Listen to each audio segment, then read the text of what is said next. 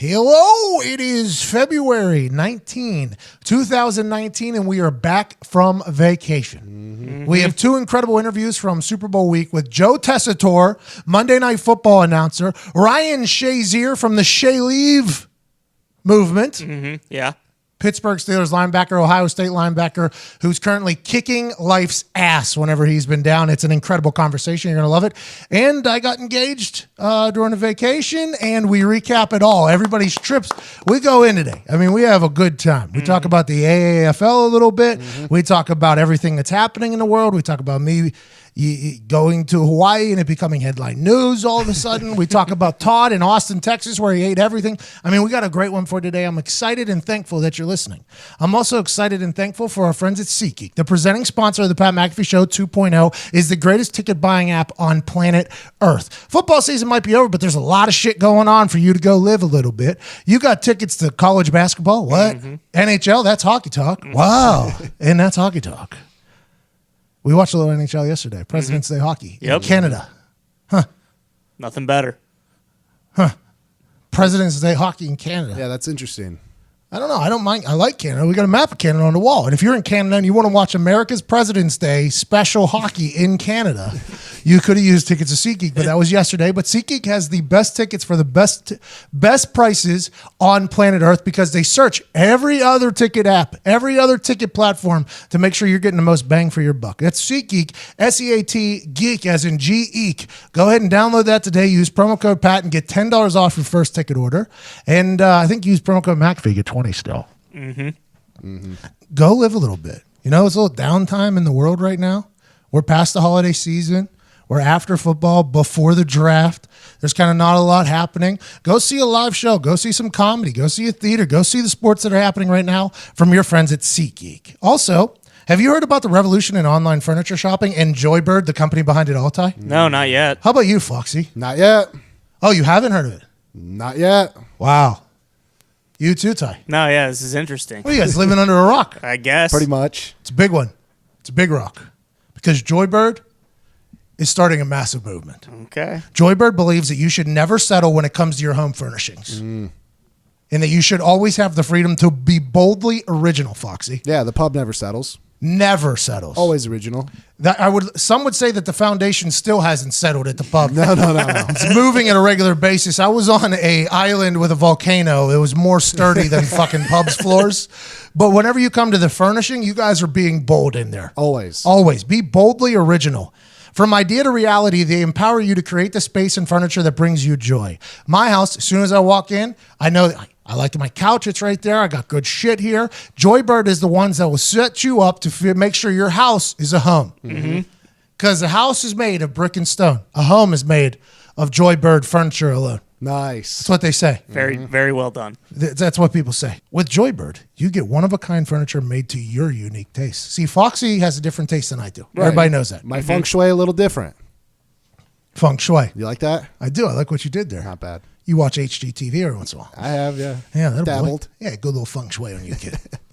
Each Joybird piece is made by hand with care and precision using high-quality hardwood and responsibly sourced materials to fit your exact specifications. You got a pub, you got 4 different living rooms that are all going to tumble possibly at any given moment. Measure, send it over there, and Joybird will take care of you and have you everything that you need to do. There's a 365-day home trial. Skip the furniture store and bring the showroom home. Sit on it, sleep on it, and break it in. If you don't love your Joybird, return for a full refund. Hassle-free in-home delivery. They'll even remove all the packing materials. Free returns within 2 weeks of delivery. Wow. I like the sound of that. 365-day. There's no way I'm reading that right. There's a limited lifetime warranty included. And then this one right here says in bold, 365-day home trial. Skip the furniture store and bring the showroom home. Sit on it, sleep on it, and break it in. If you don't love your Joybird, return for a full refund. That's outrageous. An entire year. How many days are in a year, Foxy? Excuse me. An entire year minus a day. Attaboy, Foxy. Yep. 366. Attaboy. Foxy don't quit. 366. Because you hop in a plane and fly to the other side, so you live the day twice. That's what you do. I do it all the time. That's what you do. That's why you get so much done in a day. Yeah. Anyways, Joybird is going to take care of you and take care of the pub. See how Joybird is revolutionizing online furniture shopping. Create the furniture that brings you joy today at joybird.com/McAfee. Go to joybird.com/. Remember, that's the slash that looks like it's leaning forward. Mm-hmm. Not sitting back, leaning back. Lean back. Lean back. Lean back. See, don't just pull up the pants and do the rock away. Lean back. Lean back. Lean back. That's a backslash. Mm-hmm. In this particular case, we're talking about a forward slash. Mm-hmm. Leaning forward like Michael Jackson. Correct. You know the Michael Jackson lean forward thing? By the way, we'll talk about Michael Jackson later in the show. You're going to be excited to hear it. Diggs met him. Yeah. Yes, he did. Diggs met him. Go to joybird.com/McAfee and receive an exclusive offer for 25% off your first order by using the code McAfee. 365-day trial. It's insane. It's not bad. All right, let's get to it. Yeah, I got engaged in Hawaii. How about that? Yeah, it happened. I had no idea. I was scrolling Instagram, fucking saw what the fuck just happened. I saw your reaction was wow, I believe, on Sam's. Yeah. Wow. And you instantly got thrown into the fucking heater. Oh, right yeah, there. yeah. A lot Instantly. of tags from me. I got news for you. Not yet. Not yet. You're next, I mean, you guys were living together for how long? Long time. I've only been like 3-4 months. Yeah, we're 3 years. Yeah, see? Plenty of time for old Tony. Yeah, but your lady hopped in and was like, Yeah, I don't know. She was also drunk off her ass on tequila. So Diggs is in Mexico. You look incredible, by the way. I hope you enjoyed You that. as well. The engagement was a pretty wild day. Start with the helicopter. That helicopter looked amazing. He also did it at Jurassic Park. Hey, by the way, it was straight out of a movie. So going to Hawaii, by the way, that's a haul. Oh, yeah. Yeah. It's halfway across the world. I did not, literally, I did not know it was like it's further than a Europe trip. Mm-hmm. Oh, yeah. Oh, yeah. So I didn't even know that because Sam set up the flights. Sam set up it was basically like, I knew where we were going, but I didn't know until morning of everything that was involved. Right? What was your in-flight entertainment? So that's what so we get in the plane and we fly to Chicago and then we go Chicago to Hawaii, Honolulu. That's a long one. Nice. 9 hours. Oh, wow. Damn. I didn't know this was 9 hours though until we land in Chicago. And then I look at the next one. I'm like, oh, we're going right to Hawaii from here. She's like, yeah. I'm like, oh my God. She's like, yeah, 8.5 hours there. I'm like, holy fuck. So we get in there. We got the pods. Yeah. Good. I don't have a clue how anybody sits in the back for those flights. I have no idea. How were those? Pods are incredible. Yeah, absolutely incredible. Like a bed? It's like a bed, but it's 5'11" is what I learned. 5'11" of space. But it's just the TV accessibility is really what you're there for, and the ability to lay down. We took some pills, watched some shit. I watched Tonya on the way over there. Oh, yeah. What do you think? I think she deserves a lot more credit than I've given Yes. her. Her mom is one of the worst humans of all time. Oh, yeah. Oh, is that the Tonya Harding one? Yeah. I respect her game. Well, whenever she was winning awards and shit like this, and I was like, why is anybody showing any love to Tonya Harding? Watched Tonya on the way over there. I'm like, I almost put out a tweet like, hey, I take back everything bad I said. She's lived a terrible, terrible life. I watched Bohemian Rhapsody. How did you feel about it? Good movie. Great movie. Yeah. Great movie. Old Cuzzy was fucking everything. He's a weirdo. He came off very weird in the fucking movie. But Remy did a great job. He did a great job there. He did. Incredible job. What else do we watch? We watched something else in there. Abducted in plain sight. I watched it at the house. We'll get to that. I saw you losing your mind last night. Not fun. We will talk about that. That B dude's one of the smoothest dudes. Worst human on earth. Smooth guy. We finally landed Honolulu. Okay.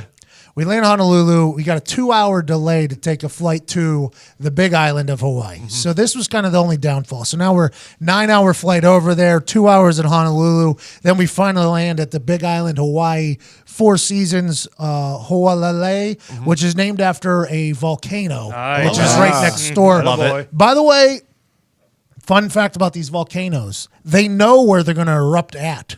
So they know where they only erupt on ridges. On the ridges of the volcano. On the fault line? Until they don't. And that was what happened. That was what happened this last time.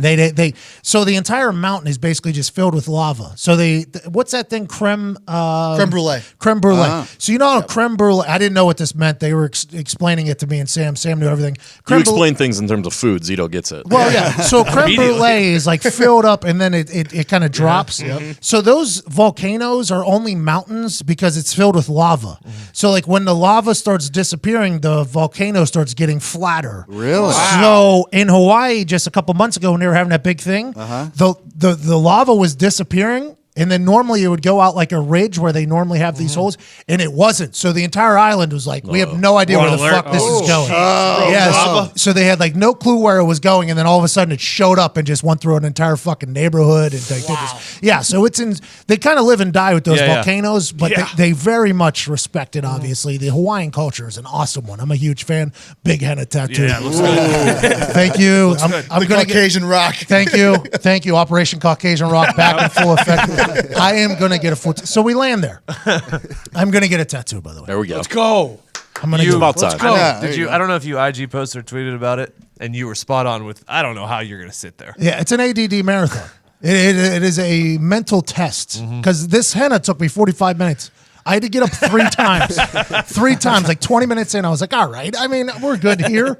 And then they had finished off. It's beautiful. But we finally get to the Four Seasons Hualalai, okay? And it's a beautiful place. And we have this incredible condo that's like right on the beach. It was beautiful. First day we get there, we just lay out, smoke some vitamins, have a good day. And then that next day, morning, 8 a.m., need to be in the lobby because we got a helicopter trip. This helicopter trip was offered to us via email from a lady named Stephanie who works at the Four Seasons. She was like our concierge.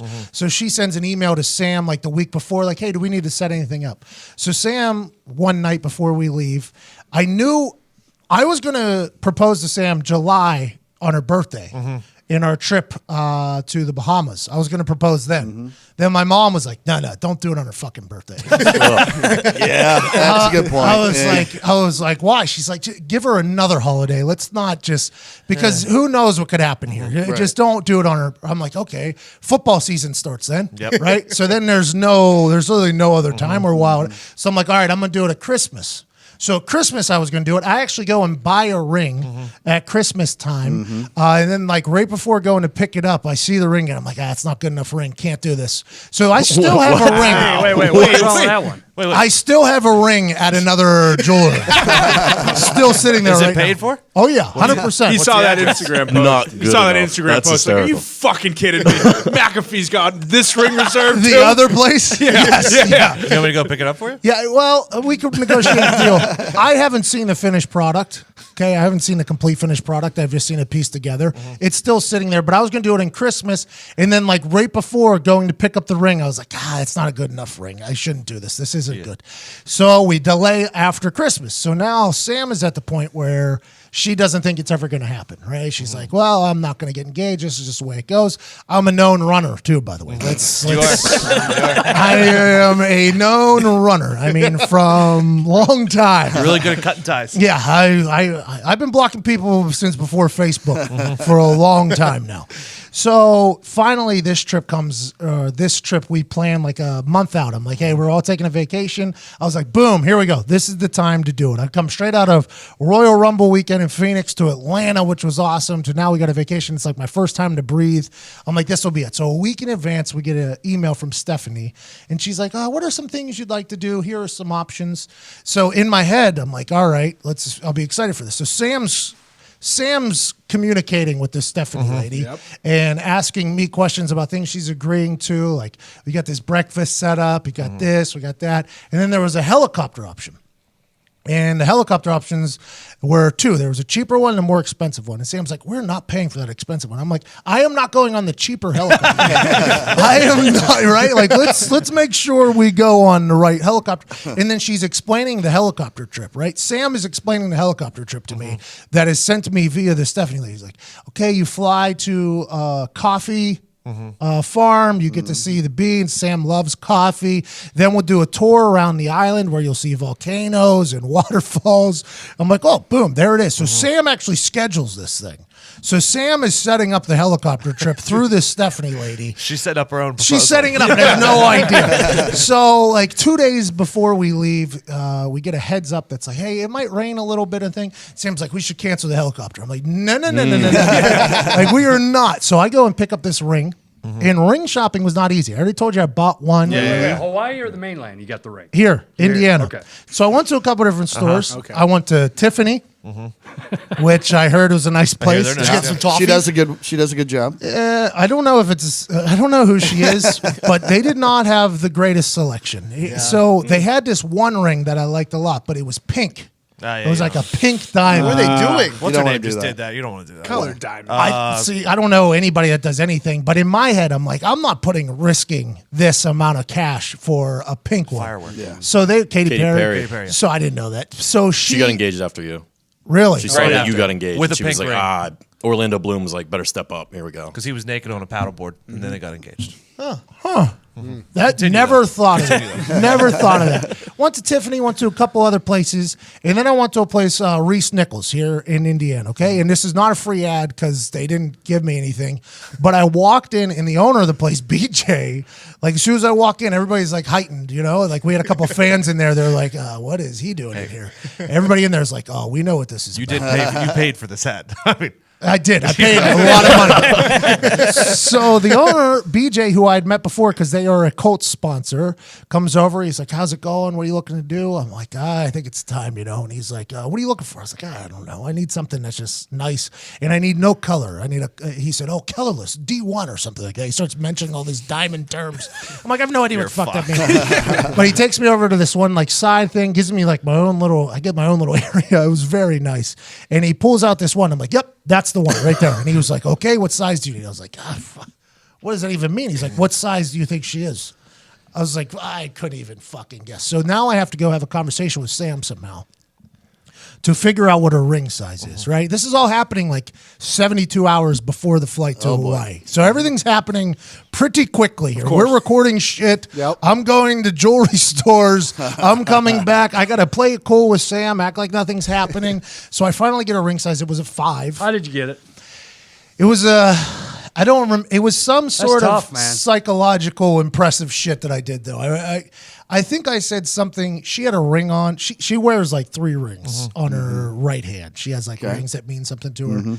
And I somehow like got it off of her and like did like, this is like, I put it on my pinky. Yeah, I put it on my pinky and I was like, hey, this thing wouldn't even fit. And she was like, oh, it's a size 5 or whatever. You probably need it. I was like, whoa, fucking right. Everything's working out. So I go to BJ, I tell him the size, I pick it up. So now I have this very expensive ring on me. Okay. For this entire flight to Hawaii, I put it in my carry-on because I didn't want to put it underneath. Smart, very smart. So now, but she's like putting shit in my bag.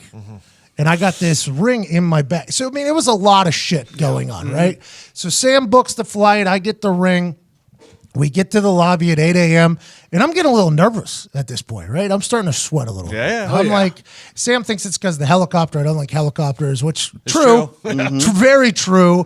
But we got a lot going on. So we get in the plane, and I don't tell the helicopter people. I don't tell the Four Seasons people. Yeah. The only people I told was like, you guys, the people that were here, Diggs, the day you left, it all happened. I told my dad, told my parents. There's only a certain amount of people that knew. So we get on the goddamn helicopter, and this thing is beautiful, right? The guy flying us is a Army medic pilot. Nice. They're the best ones. Who was in Iraq and a couple other places. Basically The Rock. Yes. Real, though. Like, real. This guy's name was Dan Good Guy, right? From the island. Last name Good Guy? That's what I thought. Christ. That's a great name. First hike after. See you, Z. See, yeah, it was Have fun. a good one. It's a shame you're going to miss the end of this.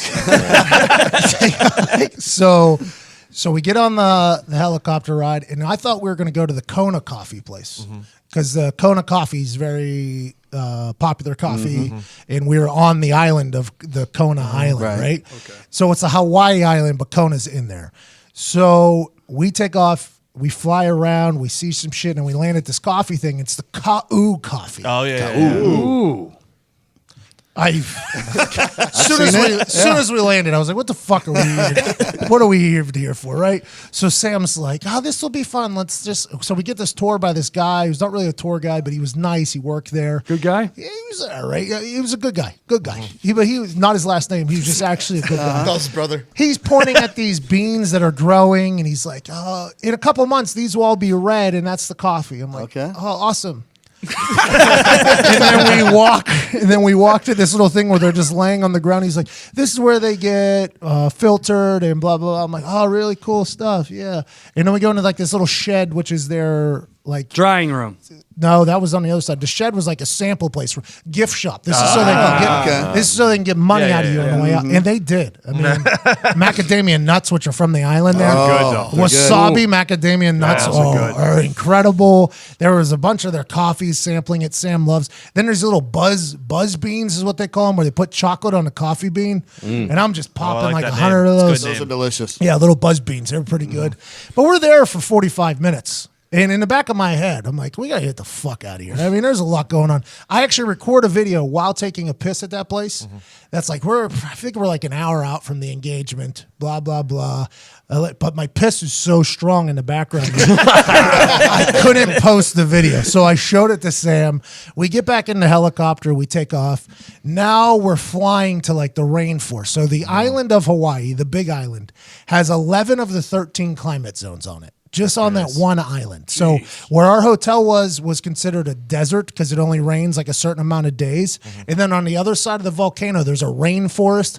Then there's like everything. There's 11 different climate zones on this one island. So we're flying around. We go over top of a fucking active volcano. I'm like, should we be? It's pretty hot, you know? Like, there's some shit there. We're flying over top of it. Dan's like barrel rolling us over top. I'm like, oh, this is awesome.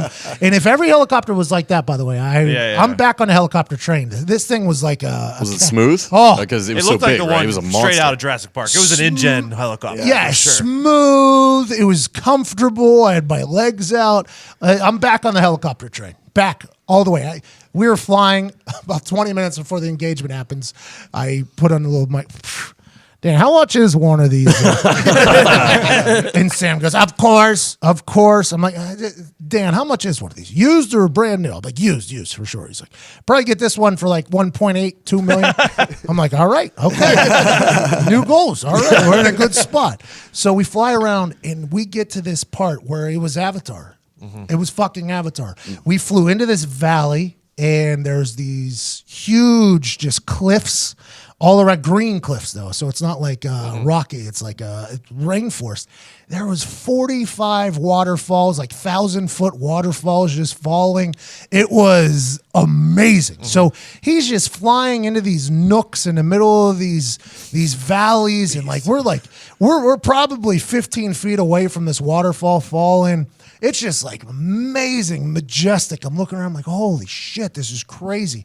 So I'm like, are we stopping at a waterfall? And he was like, no, we're not. We'll be near one though. I was like, yeah, but like how close, right? Because in my head, I'm like, we're doing it. Yeah. He's like, oh, you'll see or something. So Dan's like fucking with me because Dan doesn't know that I'm getting proposed to.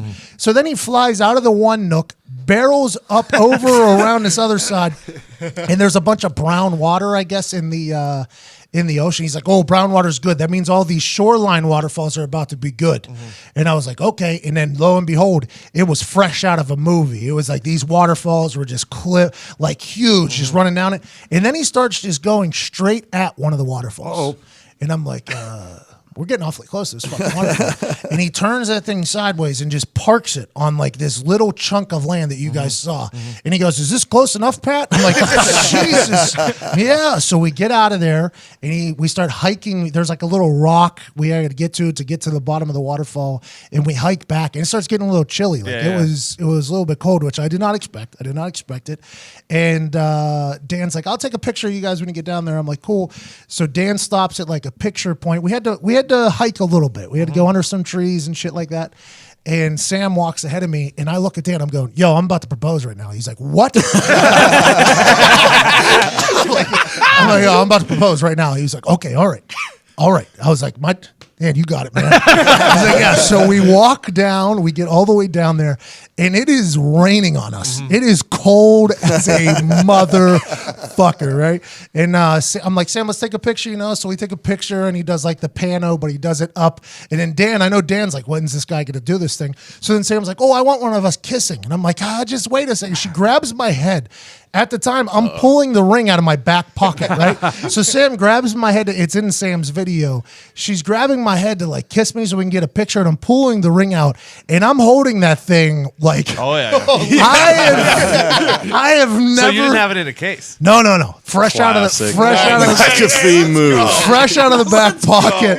Fresh out of the back pocket, and I was just holding on to it as tight. I don't think I've ever held something. You've been sitting on this the whole time too. Yeah. Absolutely. Geez. Yeah. You've So held a kick in the Super Bowl. Yep. And you probably held that ring Yes. so goddamn tight. Bro, there was water. It was a waterfall. I mean, it was. If I drop that thing, cold. it's gone, and it's colorless. By the way, it is colorless. So I have it there, and I try to find like a spot that would go down. I'm in some lava, like some fucking rocky lava, raining on me.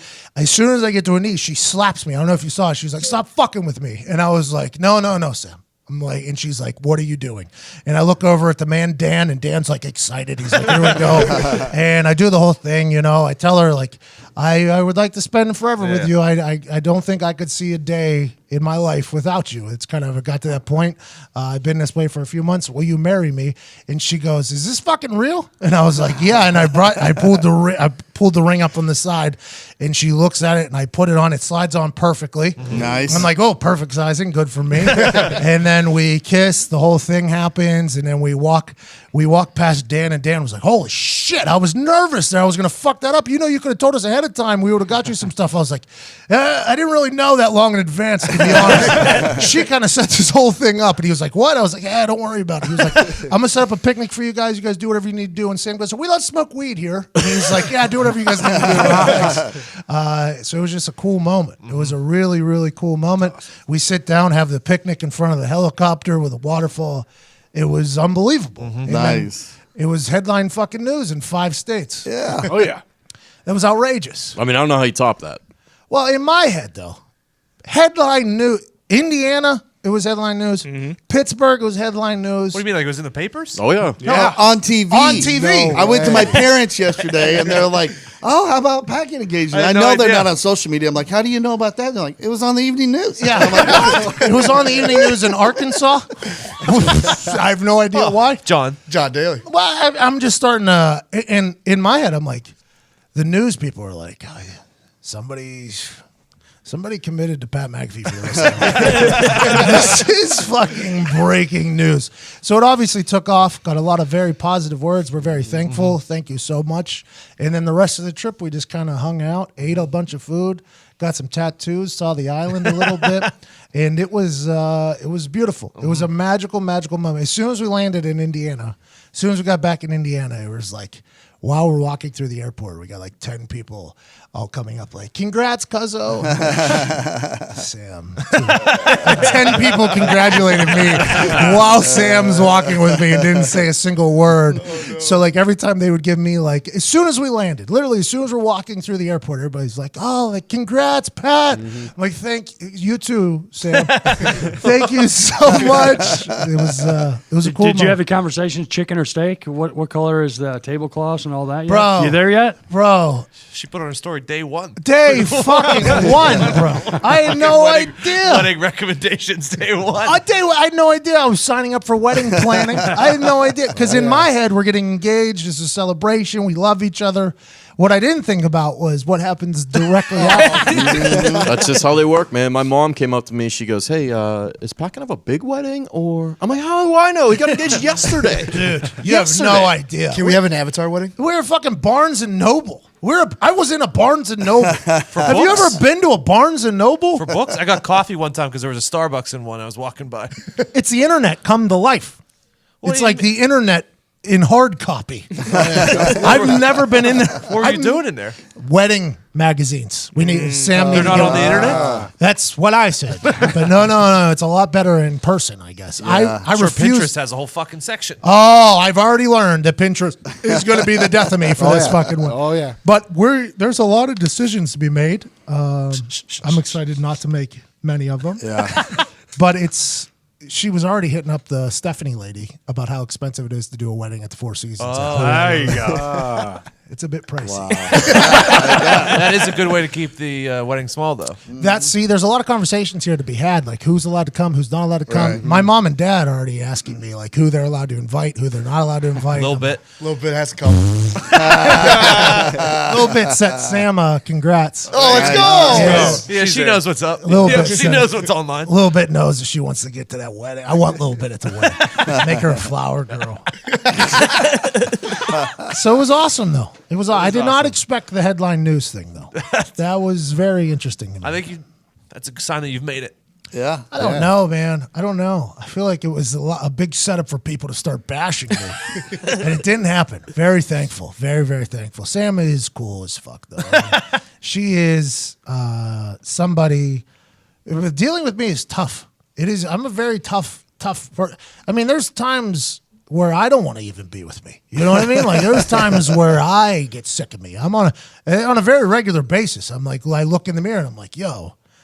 Okay, is there any way we could hang out with somebody else? Do you feel like there's a weight off your shoulders? Yeah. Or the whole wedding planning now is just like, all right, it's back. It's much more, it was very relaxing directly after. Right. And now it's still like, it's just a very content feeling where there isn't just like and I think for her too, obviously, like she was on my ass about it for a long time. Not just her, but my mom, her parents, her friends, everybody, listeners of this show. I mean, everybody was on my ass there for a while, and now it's just nice to just be like, okay, we all knew it was going to happen. We're here now. Let's. It's also you a have to- life milestone. Yeah, Like, you and- got someone to say yes to marrying you. Right. That's a wild situation. Wild. I don't know why she did that. Yeah. And I feel like you're at the Waterfall. perfect age. I mean, the perfect age for doing it. Yeah, You a know lot of what I mean? people said there's no way she could say no. Literally. Like, what's she going to do? Say no and then be left there? That's a good Send a point. chopper back for you. Makes an awkward rest of the vacation. I'm saying, hey, guys, something to think about, by the way. You know? September, hey, September, baby. No. I'm just saying, I'm doing the math. No. There's so many things that. Corbs is pushing things along real quick. I mean, We got shit early to do. February. You Steak know. and fish. Give I the guy a break, Corbin. literally just signed with the WWE. I don't think I'm going to be traveling a bit here. I don't think now's the time for a child, and I don't think she wants a kid yet either. But she is excited about this wedding planning. She has an entire Pinterest page that she's knew it. pinned. She has an entire Pinterest page. By the way, I crushed it with the ring design. You did? Art Deco, by the way. Nice. If you're wondering, obviously I knew that. It's my favorite. It's one of my favorites. Well, yeah, I learned that I know. Her friend said that I must really know Sam because I picked an Art Deco style ring, and of course that's why. Of course. You got the engagement. You got the trip in the helicopter. Anything else? I mean, did you do any water sports, something like that? Snorkeling? Did you go scuba? Give me So some. at our hotel, they have like this area, wild waves in Hawaii. Oh, yeah. It's a big surfing capital. Pacific. I was out there too during one of their biggest storms. Yeah, Blue so Crush. like, Did you do some body surfing? no, it wasn't Blue Crush. No, there was a storm, like a snowstorm in Maui. There was so everything is at your altitude. Sure. So that rainforest is at like 7,000 feet or something like that, or 8,000 feet. And then the desert where we were at was down to bottom. Maui, it snowed at a altitude that it's never snowed at before, which really? is, by the way, Maui's a different island. So I've never been there. I don't really know what's going on over there. But on our island, it got very windy. So we were in the middle of like some real windstorms, and it was warm. Sam got burnt like a motherfucker. Burnt bad. She's got like 3rd, 4th degree burns right now because she was turning her fucking chair to the sun every time. That's what they do. Yeah, but I'm like, Sam, we're going to be here for a fucking week. Like, you don't have to do this every, you know what I mean? We're going to be here for a long time. She's like, I want to just soak up the sun. I'm like, It's not Indiana where you have to soak up every single ray that breaks through the clouds. Like, it's 3 gonna days a get year. you. so she got burnt bad, but we hung out at this, I had this little thing. It was It was like a little chair bed thing that had something I want to. It was a day bed. It was a day bed. It's exactly what it was. But it was right outside of our room, and she sat on like a layout thing, and I put on SPF 50. This is the most adult I've ever been in my life. That's a lot. Yeah, SPF 30 a couple days, SPF 50. She refused because she wanted to soak up all the sun. She's paying for it now. I have a great tan. She is currently peeling right now. That's neither here nor there. But they have this little area it's run off of ocean water, and it's in this. It's like in its own. I don't want to say Lagoon, like a cove. It is. It's like a cove, lagoon, grotto type thing, and they got like 100 different species in there. There was like an eagle ray in there. There was a bunch of other fish in there. So we dipped our toes in there and kind of looked around. You could swim in there. It was a little chilly though. It wasn't hot enough to go swimming. So the ear, we have not tested the ear. I was not willing. Smart. There was a time where Not overdo it at the start. Well, what I was thinking was this has been an incredible trip. Sam wasn't eager to get in the water. Especially, you don't want to fly 9 hours with a fucking ear issue. Oh, the flight home was 6.5 to Denver, then Denver to Indy. It was an. By the way, Denver's the Illuminati airport, right? Yes. Did you notice that while you were in there? I was looking around for signs. I saw, There's a lot of devils and shit on the wall. And Weird stuff like murals. It was the day Flacco was signed by Elway. Oh, I landed there the same day. I thought maybe Flack might be coming through. that. Their odds got worse. Maybe shots fired by the fucking Vegas, by the way. We get random shit to the office. Very random shit sent to the office. Today was the most random and the weirdest. It was just a leg, a plastic mannequin leg sent to us with a handwritten note talking about an empire being built. There was nothing in the leg other than BBs. There was BBs, like a BB gun BB in the leg, shipped in a box right to our doorstep. Not a big leg either. Like they might be playing off your boomstick thing or something. Yeah. But No. This is a very average leg. Female mannequin leg. I was gonna say this is kind of like a foxy leg. I almost said it. I wasn't even gonna lie. I almost said it. Foxy's got bunnies, but he's got tiny little baby legs. Yeah. If you gain muscle or gain weight, you won't be able to dunk a basketball. So that's why I do that. Hey, you could be onto something. Yeah. I don't know if we've talked about it yet, but we're talking about me doing a windmill dunk here in a second. Yeah. I think in the show. Yeah. I'm not sure. Because when you get up, you got to stay up, when you dunk. Exactly. And a lot of people like to dance around the subject. Not here. Not the Pat McAfee Show 2.0. No. Let's face it. Guys are terrible at taking care of their health. Studies, ever heard of them? Sure, of course. Science show. What was that? I was going to say I've heard of that. Science? Yeah, I've heard of that. Love science. I think science is what studies is, right? Studies and science, same thing. Yeah, I would assume so. Studies come from the science. Or do studies create the science? It's an interesting topic. Interesting debate for a different day. I think we're too high to handle this right now. Studies show 70% of guys who experience erectile dysfunction don't get treated for it. That's bad. Because the thing most people don't realize is that ED is like a check engine light for a man's body. It could be an indicator that there's something much more serious going on, like a heart issue or diabetes. Thankfully, our sponsor, Roman, has created an easy, discreet way to get checked out by a doctor and get treated for ED online. Roman is a one-stop shop where licensed U.S. physicians can diagnose your ED, then ship meds right from their pharmacy to your door. Incredible. It is incredible. You don't even have to leave your house. We all like convenience. How about our ED getting taken care of in a convenient fashion? It's about time. With Roman, you don't have to wait in waiting rooms, deal with any awkward face-to-face conversations, or make any uncomfortable trips to the pharmacy. It's weird. You just have to visit getroman.com/USA, complete an online visit, chat with a doctor, and get real FDA-approved medication if recommended by said doctor. It's all prescribed online and delivered straight to your door in discreet, unmarked packaging. Guys, go talk to the doctor. Erectile dysfunction is a problem that you guys don't tackle, but it's really important. And now with Roman, it's really easy to take care of. I like the tackle thing because I used to play football. You see that? Good tie-in. We're tying in because I had a couple in my career. Smart. So they said, guys, let's tackle. Here we go. Guys, let's tackle erectile dysfunction like I tackled a couple guys. Oh, boy. This is a real thing, though. For a free online visit, go to getroman.com/USA. Be the best you in the bedroom, okay? It's a performance in there. Just remember. And if you're dealing with a little bit of ED, do not be embarrassed. 70% of guys experience erectile dysfunction at some point, and they choose not to get treated for it. That's stupid. This is an easy thing. GetRoman.com/USA. Everything's discreet. Get shipped right to the house, and then it's showtime. And by the way, it's a check engine light. What if you find out you got some diabetes? Not good. Not great, but it's better to know. And that's what Roman does. GetRoman.com/USA. Back to this riveting conversation from earlier today. But yeah, it was good. We didn't really do much. I tried to golf. You couldn't really do it at the Four Seasons. Did you hit a luau?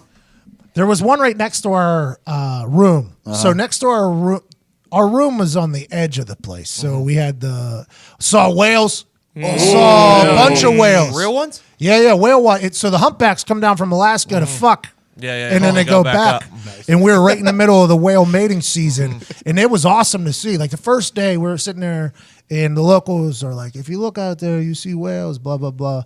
And we're like trying so hard to see it. And the first day you can't. And then once like you're there for the third day, you're like, okay, you start like seeing them because they smack their big ass tails and it looks like a wave, but it's out in the middle of nowhere. It's like, well, that wave is coming from nowhere. And then all of a sudden you see the whale come up. It was beautiful. So we saw waterfalls. You're like, oh yeah, he's coming. There's a guy that just got done. They take a break too. There's like a 3-hour break. You see him in the morning, you see him late afternoon. Right there in the mid, they're at the bottom, just kind of whale orgy. Yeah, right. That's what it feels like. Just have fun with it. There's a bunch of people out there on fucking canoes too, like paying to go out there on canoes. I'm like, Sam's like, we should go out there. I'm like, I can see him right, motherfucker. These little tiny boats. Like all you need is one humpback Harry to get a little fucking juiced up, and all of a sudden you're in the middle of a fuck fest with these whales. You don't know when a whale's gonna try to fuck a boat. Yep, Bunch of dorks out there. It's a whale dick. penis. Put her there. Hey. It is. What did Zito want? A hike. Oh wow! I don't know. I like the whale dork. Yeah. Yeah. Because it's educational as Yeah, well. it's smart. Yeah. Subtlety, Zito. See any pigs on a spit? Nah. None, huh? Nah. Food. I was about done with the food. I love that Four Seasons. I've never been in the Four Seasons. Very, very, very nice. I guess there's people that only live at like Four Seasons. Like they travel from Four Seasons to Four Seasons. They get treated like kings. Yeah, that's a good I life. stayed at one once in my entire life. It's the nicest place I've ever been in. Awesome. Where they offer like extended stay? St. Kitts and Nevis. Yeah, I It's think a great so. one. Nice. If you But get the a chance. breakfast buffet was unbelievable. Had a nice lady. You know where the food sucks? Jaleel. All inclusive. Gelato. I forget her name. It was something. Jeanette. All inclusive is nice though, because I everything's really easy whenever you're just packing it on the back end, and then whenever we didn't check out, we just left. So I got the email. So I got the email after on how we did, and we did well. We did well, but I enjoyed it. I had a great time. I'm very lucky. Sam said yes and enjoyed the break. Todd, you went down to Austin, Texas. I did. You ate everything. Yeah, just that's all it was about. Tell Just the listeners how much you've gained.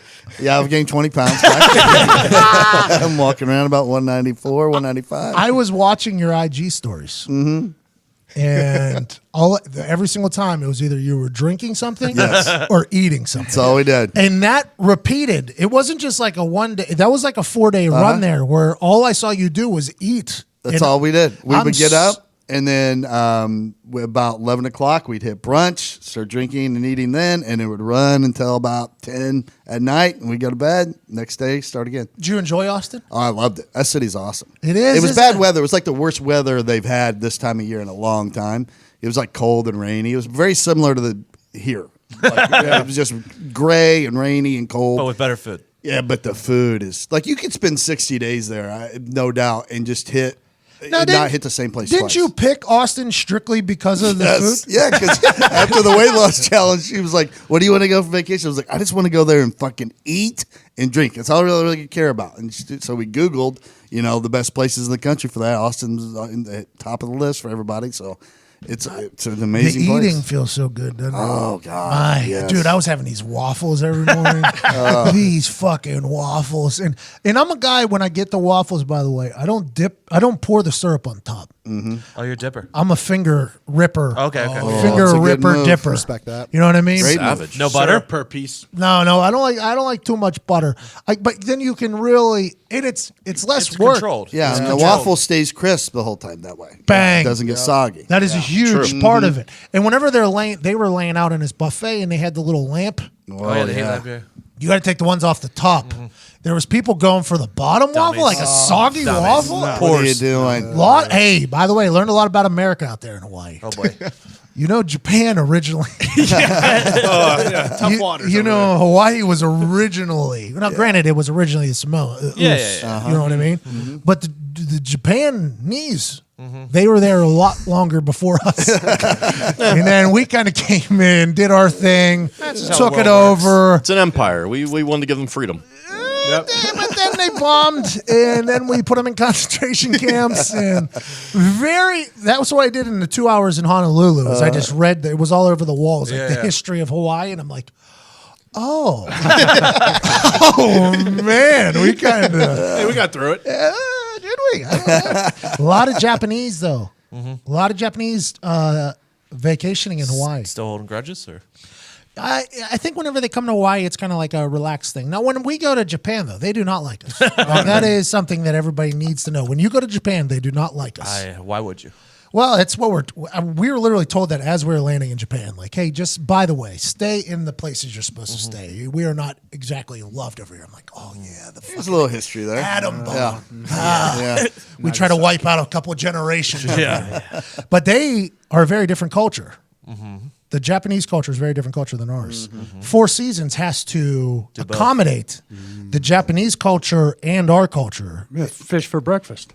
There was fish for breakfast, but also it was very quiet. I mean, it was just like it was the most one of the most relaxing places I've ever been in my entire life. And then you got me there, just like I was getting fucking antsy. And towards the end of it, I asked them for a putter.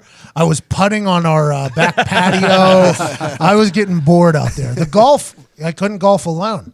I would have had to buy up all 4 slots. I guess if I wanted to go, all I wanted to do was just go golf alone. I would have had to buy up all 4 slots, and it was like a couple thousand. Yeah. Like, just golf on a patio. I just got off a big helicopter. Diggs, you went to Mexico? Went to Mexico, went to Cancun. Literally was on the beach every day by 9. Drank until about 8:30 p.m. Went to bed. So you I didn't see 9 p.m. one time. That's the best part about beaches. We would go to the beach from like 9 to 11 or 12, grab a quick bite to eat, and then go to the adult pool for the rest of the day, swim at bar till about 4 or 5, have dinner, and then. So you are a pool guy. So like everybody in our area, we had our own area because there's 3 rooms where we were. 3 rooms that could have used the back grass area that was on the beach where I was. Nobody else in our area though would stay where we were. They all went to the pool. I don't understand the pool goers. I feel like I can go to a pool here at the YMCA. I'm here to look at that fucking ocean, which is very nice to me, but the pools are always packed. You could see the ocean from our pool, though. That was nice. Well, I think that's kind of the thing. Is Also, you don't get in the water. True. But also, there's no people. There's also no swim up bars in Indiana either. Yeah, that's the only reason I like to be at a pool is if there's a swim up bar. So the swim up bar is what people are in that pool for? Oh yeah, me for sure. So you can get on You the also little don't have to go- stools Oh, in yeah. the water? Yeah. You also don't have to get up to go to the bathroom either. piss It's right kinda there. nice. That's what I'm saying. It's all just one big piss pool. Yeah, but if yeah. everybody's doing it, Everyone's doing it. It's one big piss pool. Yeah. There's a lot of water. There's a lot of water in there's there. chlorine. Do you have? chlorine. I enjoy the people delivering drinks. The waiters. See, and the Yeah. place Yeah, where they're we nice at, people. the place where we at, and I found this at a lot of the all inclusives that I can afford. The drink bringers, they don't come at a rapid Okay, enough frequency. okay, here we go. Gotta This is grease just them. like Vegas. This is just like Vegas. Vegas. Oh no, I greased every morning. That's what I'm saying. You got to really do it though. So I'd go up to the bar and I'd drop like $20 to the bartender. See, that's what we got to do. You just got to know that That's you're like gonna, $1 billion in dineros. yeah, but they're not dealing in dineros. They're dealing with a bunch of Americans. Which also they don't deal in dineros. It's pesos. I don't know why I said dinero. It just means money. But when you originally your first drink that you order of the day is like an ounce of alcohol, and then once you drive the 20, they actually give you real drinks for the rest of the Yeah, I understand that this is going to sound like somebody who's a bit out of touch, but you got to give them $100 early. You got to Yeah. give them $100 early. You really do, and then you don't have to pay the rest of the day. Really, you only got to give like a 5 or a 10 spot the rest of the day, and then at the end you got to close them out with something big. But early, you got to get them on your side so that they know that they got to. They were pretty happy with the 20 that I gave every morning. Yeah, but you said they weren't coming at a rapid rate. They no, weren't no, no. happy. No. I didn't give them to them at all. I'm talking about the bartenders, the guys who are making swim up. I'm giving to the bartenders. You got rid of the guys who- middleman. I'm taking care of the people who are making my drinks. You take care of the people who make your food, make your drinks, and handle your bags. in Mexico. I respect that a lot, but I think the people that are running drinks, those are the people you got to take Well, care no, of. it was so infrequent. There was like a dude like once every hour and a half. Because there was nobody on 2 that beach hours. that gave him $100. Oh, you just need one person. But that's Yeah. These I are understand. But a swim-up pool, though, I would never go in. So if I don't take care of that person, I'm literally not getting drinks Correct, unless I want to get up. But every no, single- it was an awesome time. Well, Tony, you look also like saw a Michael bot. Jackson too, right? Oh, dude, thank you for bringing that up. Did you go to Coco Bongo? Never made it past 9 o'clock at night. But I saw you at a Michael Jackson show. Oh yeah. So that was on the resort. The resort did a show. Oh, I love the local resort Dude, show. this Michael Jackson show impersonator was the greatest show I've ever been to in my life because the production value was anything worse that we could even imagine doing. They had a drop-down projector. Yeah, that's a resort show. They had a drop-down projector that would play like his old videos, and then after the video played, the projector would come up and they would dance to it and sing it on stage. And the Mexican Michael Jackson, was a spot-on lookalike. I think MJ might not be dead. He may be living at the resort and performing every night where I was at. But it was Diggs is fucking back. awesome, dude.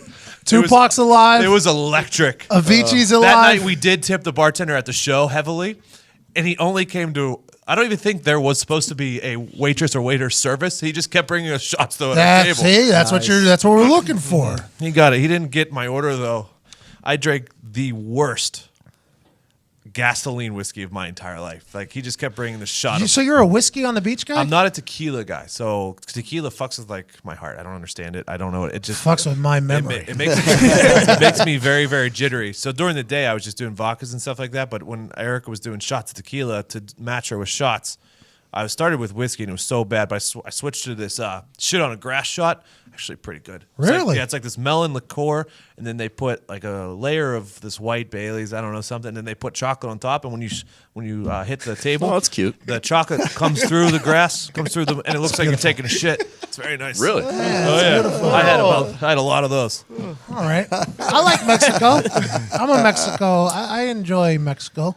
The resort shows are always the worst, though. Oh, yeah, and then you got to see the people the next day that did the show. Yeah. So, like, my issue, it's always tough. I just stay away from everything. Just lock me in my room. Nick, you went back to the Berg? I did. Little staycation. Had to go see some friends and family, take care of some biz back home. Real quick, just the elephant in the room. Nick has shown up in slacks and a button down with dress shoes on. Pleats and a cuff on these pants. And too. that is because Nice. Vacation's over, boys, and we got some work to do. Okay? We all had a lot of fun. Sounds like it. your little but, games in Mexico with Michael Jackson, It's time to go. Miguel Jackson. It was electric. You would have loved it. How was Pittsburgh? Good? It was great, man. I went to Rudy's Subs. Nice sub. nice. Drank a bunch of Turner's tea. Went to Permani's. Shout out. Anyone wants to sponsor us? We're here, send some money our way.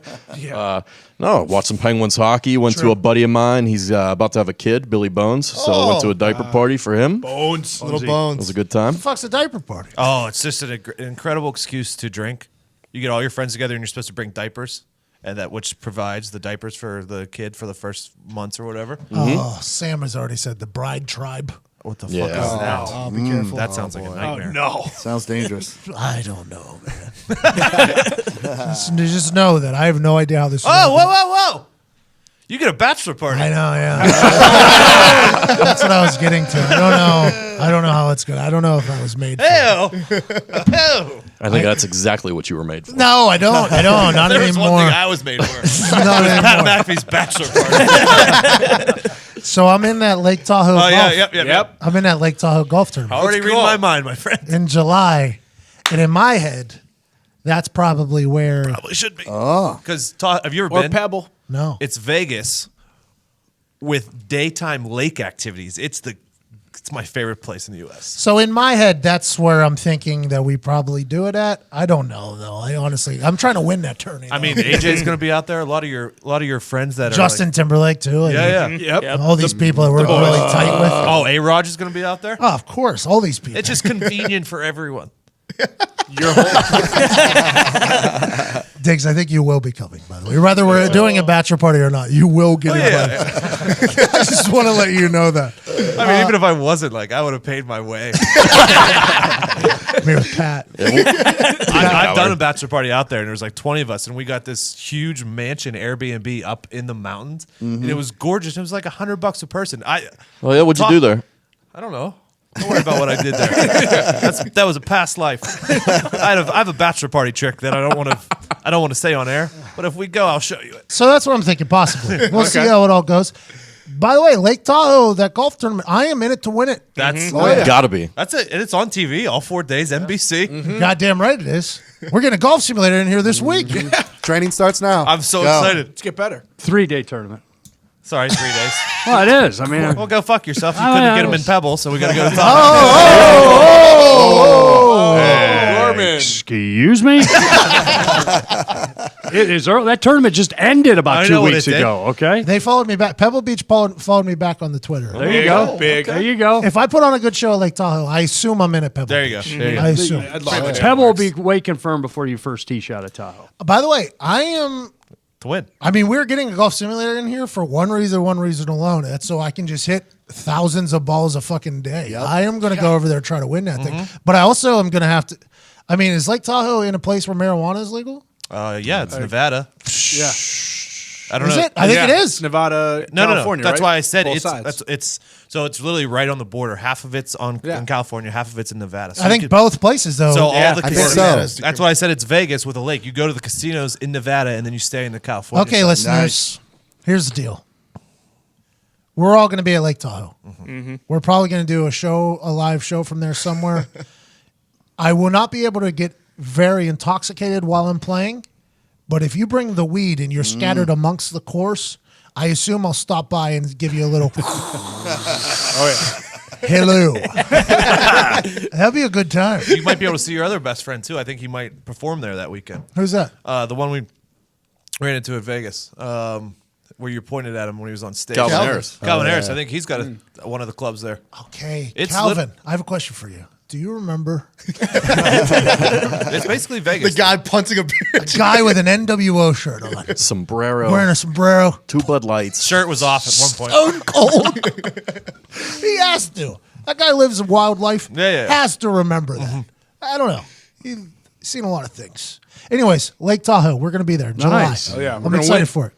Gonna win it. If you win it too, you're probably playing in the Celebrity All-Star game for basketball. Yeah. So here we go. So I watched that. That was terrible. There was a little, Yeah. there was a so little bad, person so bad. playing who wasn't Brad. very good. He's hilarious though. He's a funny human. Yeah, but he Williams? wasn't great at basketball. Yeah, I mean, Williams? How would you do that to yourself, though? I mean, he's playing at a huge disadvantage of all sports to play a celebrity game. Oh, dude, Connor. Poor choice of words. I know. I'm just saying it wasn't just the rebounding. It was vacation more. hasn't changed you. It was more. He was getting crossed up. He almost fell over a couple times. It Wow. was bad. I was watching Bad at for him. I was Bad watching for at the him. bar and I was like, dude, whoever just hit that fucking step back 3 is incredible. And they panned in, it was Ray Allen. I was like, oh, what the fuck is Ray doing playing in this game? Sam and I were at PF Chang's eating Yeah, some yeah. food, because we went in. Yeah. And I was watching that game. And I was like, man, these are terrible basketball players. Awful. But except for that one guy that was watching small old TV, he had a bald head. Same. And I'm like, yo, that looks like Jesus Shuttlesworth. I mean, he was an actor. He's a celebrity. That's true. Technically, The Houston yeah. Rockets GM tweeted, we're game if he is, for if he wants to come do a 10-day contract. I think he still has it. Yes, he still yeah. fucking Fucking got stand it. at the corner and shoot. Yeah. Still got it. Did you see the MVP of that game? No. They just label him as a social media influencer. Who was it? I don't know. I have Los no idea who he Fos was. or something, or LaFosse or something like Even that. the people on But he ESPN did play are like, college basketball, so he never had heard some of him. game. So I got these people out in Columbus, Ohio. They're called the Flight Lab. Okay. They want to teach me how to jump higher. Nice. Oh yeah. That's what they do. Is they teach people how to jump like ridiculously Can I get high. in on that? Sure, I'm gonna try to get them. I want to touch rim. Well, I'm gonna try to get them. I want a windmill if I'm in the NBA. They probably you probably just wear those shoes that isolate your calf muscle. just walk around, Either it Seinfeld. grows or it dies. walk around. Yeah, but it would be nice. And on those wooden floors, I played in one celebrity game. Little bounce to them, huh? There's bounce to them. You could really take off if you have to. It would be nice if I get that Flight Lab Academy. Also in the ring. Do a Hurricane Rana. I can do a Hurricane Rana. Yeah. Very impressed you knew that word though. Yeah. Listen, I used to watch a lot. What's a Hurricane Rana? I don't know. Rey Mysterio did it. Not wrong. Not wrong at all. Listen, I know. You went to a diaper party back in Pittsburgh. Anything else? I watched a lot of documentaries, a lot of Netflix, a lot of good stuff on there. Watched Polar, pretty good movie. Abducted in Plain Sight. I don't know if you want to talk about now or later, Let's but do that it. is absurd let's get into to it. me. The worst. And no spoilers. Skip ahead if you want, but like, what the fuck was that family saying? The man. dumbest Jesus. family alive should not be allowed to procreate. Should have just been titled "Worst Parents of All Time." This is what they should call it. Like, this is how to not be a parent. I mean, did anyone not? I almost pissed myself watching this. When he's like, "Yeah, he picked me up when we went for a ride, and then best part of the and documentary. then I fucking jerked him off." I was like, "What?" It's kid stuff. He just needed a release. It was just out of nowhere that they threw in this fact that this guy had to jerk him off for no reason. We got two old white guys Yeah. willing to do whatever for some terrible people. That's what I've learned in our Yeah, back-to-back yeah. documentary Yep. saga. Old water blowjob guy Yep. Yeah. and hand job pedophile guy. This I was is going to like put a tweet of their pictures Netflix's. next to each other, but I assumed it had already been done. This is like Netflix's new scheme. They just drop dick bombs in the middle of their documentary out of nowhere. And everyone's like, whoa, where did that, like, because both times, like, where did that come from? Out It of was nowhere. out of nowhere, dude. Why are you telling these stories? Both of you guys should never tell those stories again. Chris Long tweeted me and said that just rolled right off of his tongue too. Yeah, Like it yeah. was no big deal. I know. How about them just the guy gets out of jail after kidnapping their kid, and then they're just letting him lay in bed with him for like hours. Yeah. Still 10 calling days. him B, like this affectionate, wait. family-friendly nickname. And then, like, They are terrible. So I terrible. pulled a Pat, and I stopped. I dude. stopped after the. You thought you would get it. You don't. You don't even- I stopped after they flew back from Mexico. Okay. Yeah. He got out of jail, and they.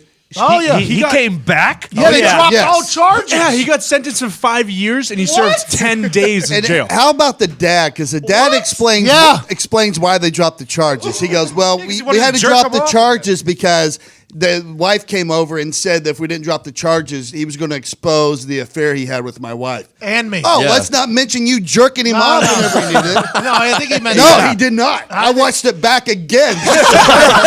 Wait, so he was back having Sunday dinner next week? Yeah. yeah, dude. Then he started banging the mom regularly. So not just they say they didn't spend just too much time in the car touching Oh breasts. no, he No, got no, it on. no. They started fucking, and then 8 months. Part of his treatment was This they is said part of his wild. treatment was laying in bed with the girl again, and the parents were like, "Yeah, it's part of his treatment. He's got 4 nights a week for 6 months. 6 months. And his little alien box that he had in the RV, Hilarious. he snuck it into her bedroom. So he was Schmeechel, still talking Schmeechel? to her. Yeah. Yeah, saying we still got to complete the mission or whatever. Yeah, terrible. The best. That was how much planning he put into that, because you can see the girl. She was 11 or 10 when that started, so like she's going to believe the the abduction, alien abduction story or whatever. But these fucking parents. In my head, by the way, I the know. amount of planning that guy put in there is it was unbelievable. The depth that he went to convince this child to fuck him. He was those types of monsters are next. Why are the parents not in jail? This then? made me. The only thing that this made me want to do was move to like some rural part of America and take advantage of some family. Not to have, not to molest the daughter, but to like steal their money. All this documentary wanted me to do was that go there's- find the next family like this. That there's so many goddamn simpletons out there that you could go and like drain their 401k. People in Nigeria have been doing that all the time. Dr. Phil has entire episodes of that. By the way, Dr. Phil in February is about to be lit. Oh yeah. You know that. Dr. Phil's got a lot of shit going on right now. What do you mean? He's uncovering laws. There's this, there's that. There's crazy people. Dr. Phil's heating up right now. He needs to have this family on. He does. I bet you Yeah. Dr. Phil will have this family on. God, that would be amazing. I would love it just to hear They should all be locked up. So like all of them. all of them. So is the daughter okay now? Like, is she right up in the head? They they wrote a book. They go around and do talks about like Because how at to the beginning, spot people before out. before I stopped, it seemed like she was all there. It seemed like in the head. Kind of. So they hashed. I mean, she was like, you could tell she's messed up a little bit because she Yeah. lost her entire childhood. Yeah. But she's like, more than that. But. she's explaining it well. It seems like she's. How gone about you through were a lot talking about of the planning? How counseling. about the sick fuck's plan to only go an inch deep so there was no evidence of fucking? Unbelievable. Everything he did was just like. So she Calculated. writes a book about it. She goes on tour speaking to groups and to people to Yeah, educate them. He starts showing up at her speaking events. Threatening them. Who?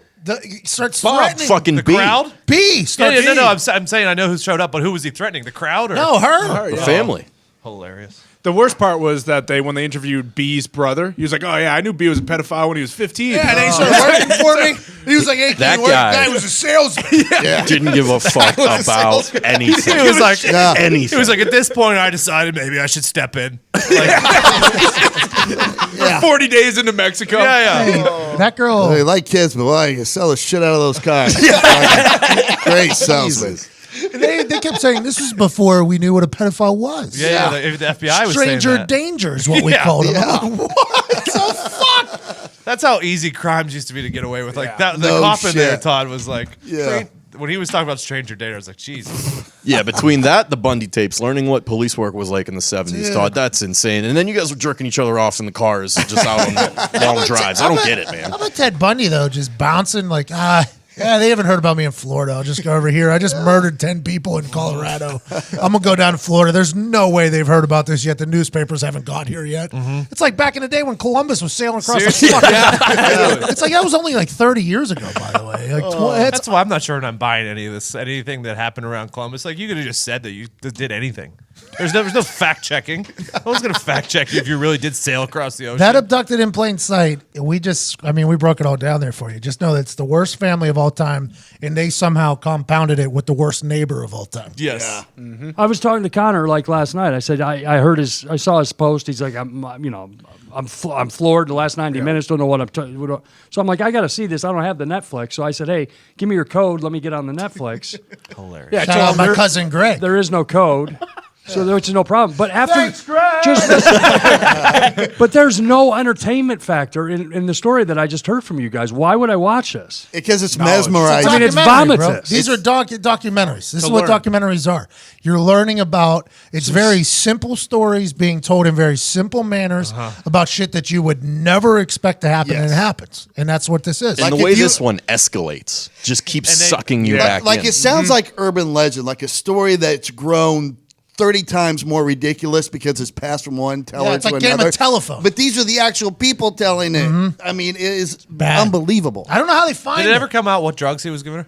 Sleeping pills. Oh, just a bunch of not which fucking specific Yeah, ones. good question. but- How do they find these stories? I don't and know then idea. Netflix gets their hands on it. Yeah, Well, and she they was on a drop- book tour, so Netflix probably drops like 100 million. Excuse me, we'd like you to tell your little masturbation. I mean, do you think when that happened, they were like, we got it? That's the clip. We got it. Yes. Yes. Yeah. Yeah, the guy sitting behind the camera is like, Is he really going to toast me? yeah, I think we're good. Is there more? There is more. All right. Well, I mean, I guess we'll just do this for the process. Yeah, we got her. He's on the phone, like, yo, we got the good. dick suck for water scene. Yeah, this guy. Yeah, he jerked off the neighbor pedophile. Excuse me, I'm sorry, you're still here. Yeah. Do we need to do anything? That's Like the wife wasn't enough. He had to get the husband to jerk him off for no reason. I'm telling you, Yeah, he needed the blackmail. Gorman. Dude. That's a sick fuck, man. it is insane the depths that this guy went to make sure it all worked out for him. It's insane. What city or what state? Utah? They were fucking Utah. They were the plate people too. Golden plates, Mormons, or they were. Yeah, they're Yeah. Mormons. Latter-day They're all Saints. Mormons, yeah.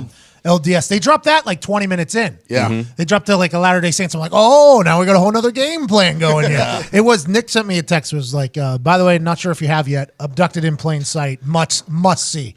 And I think at that exact moment, Sam and I were just sitting down on the couch. I'm like, all right, let's do it.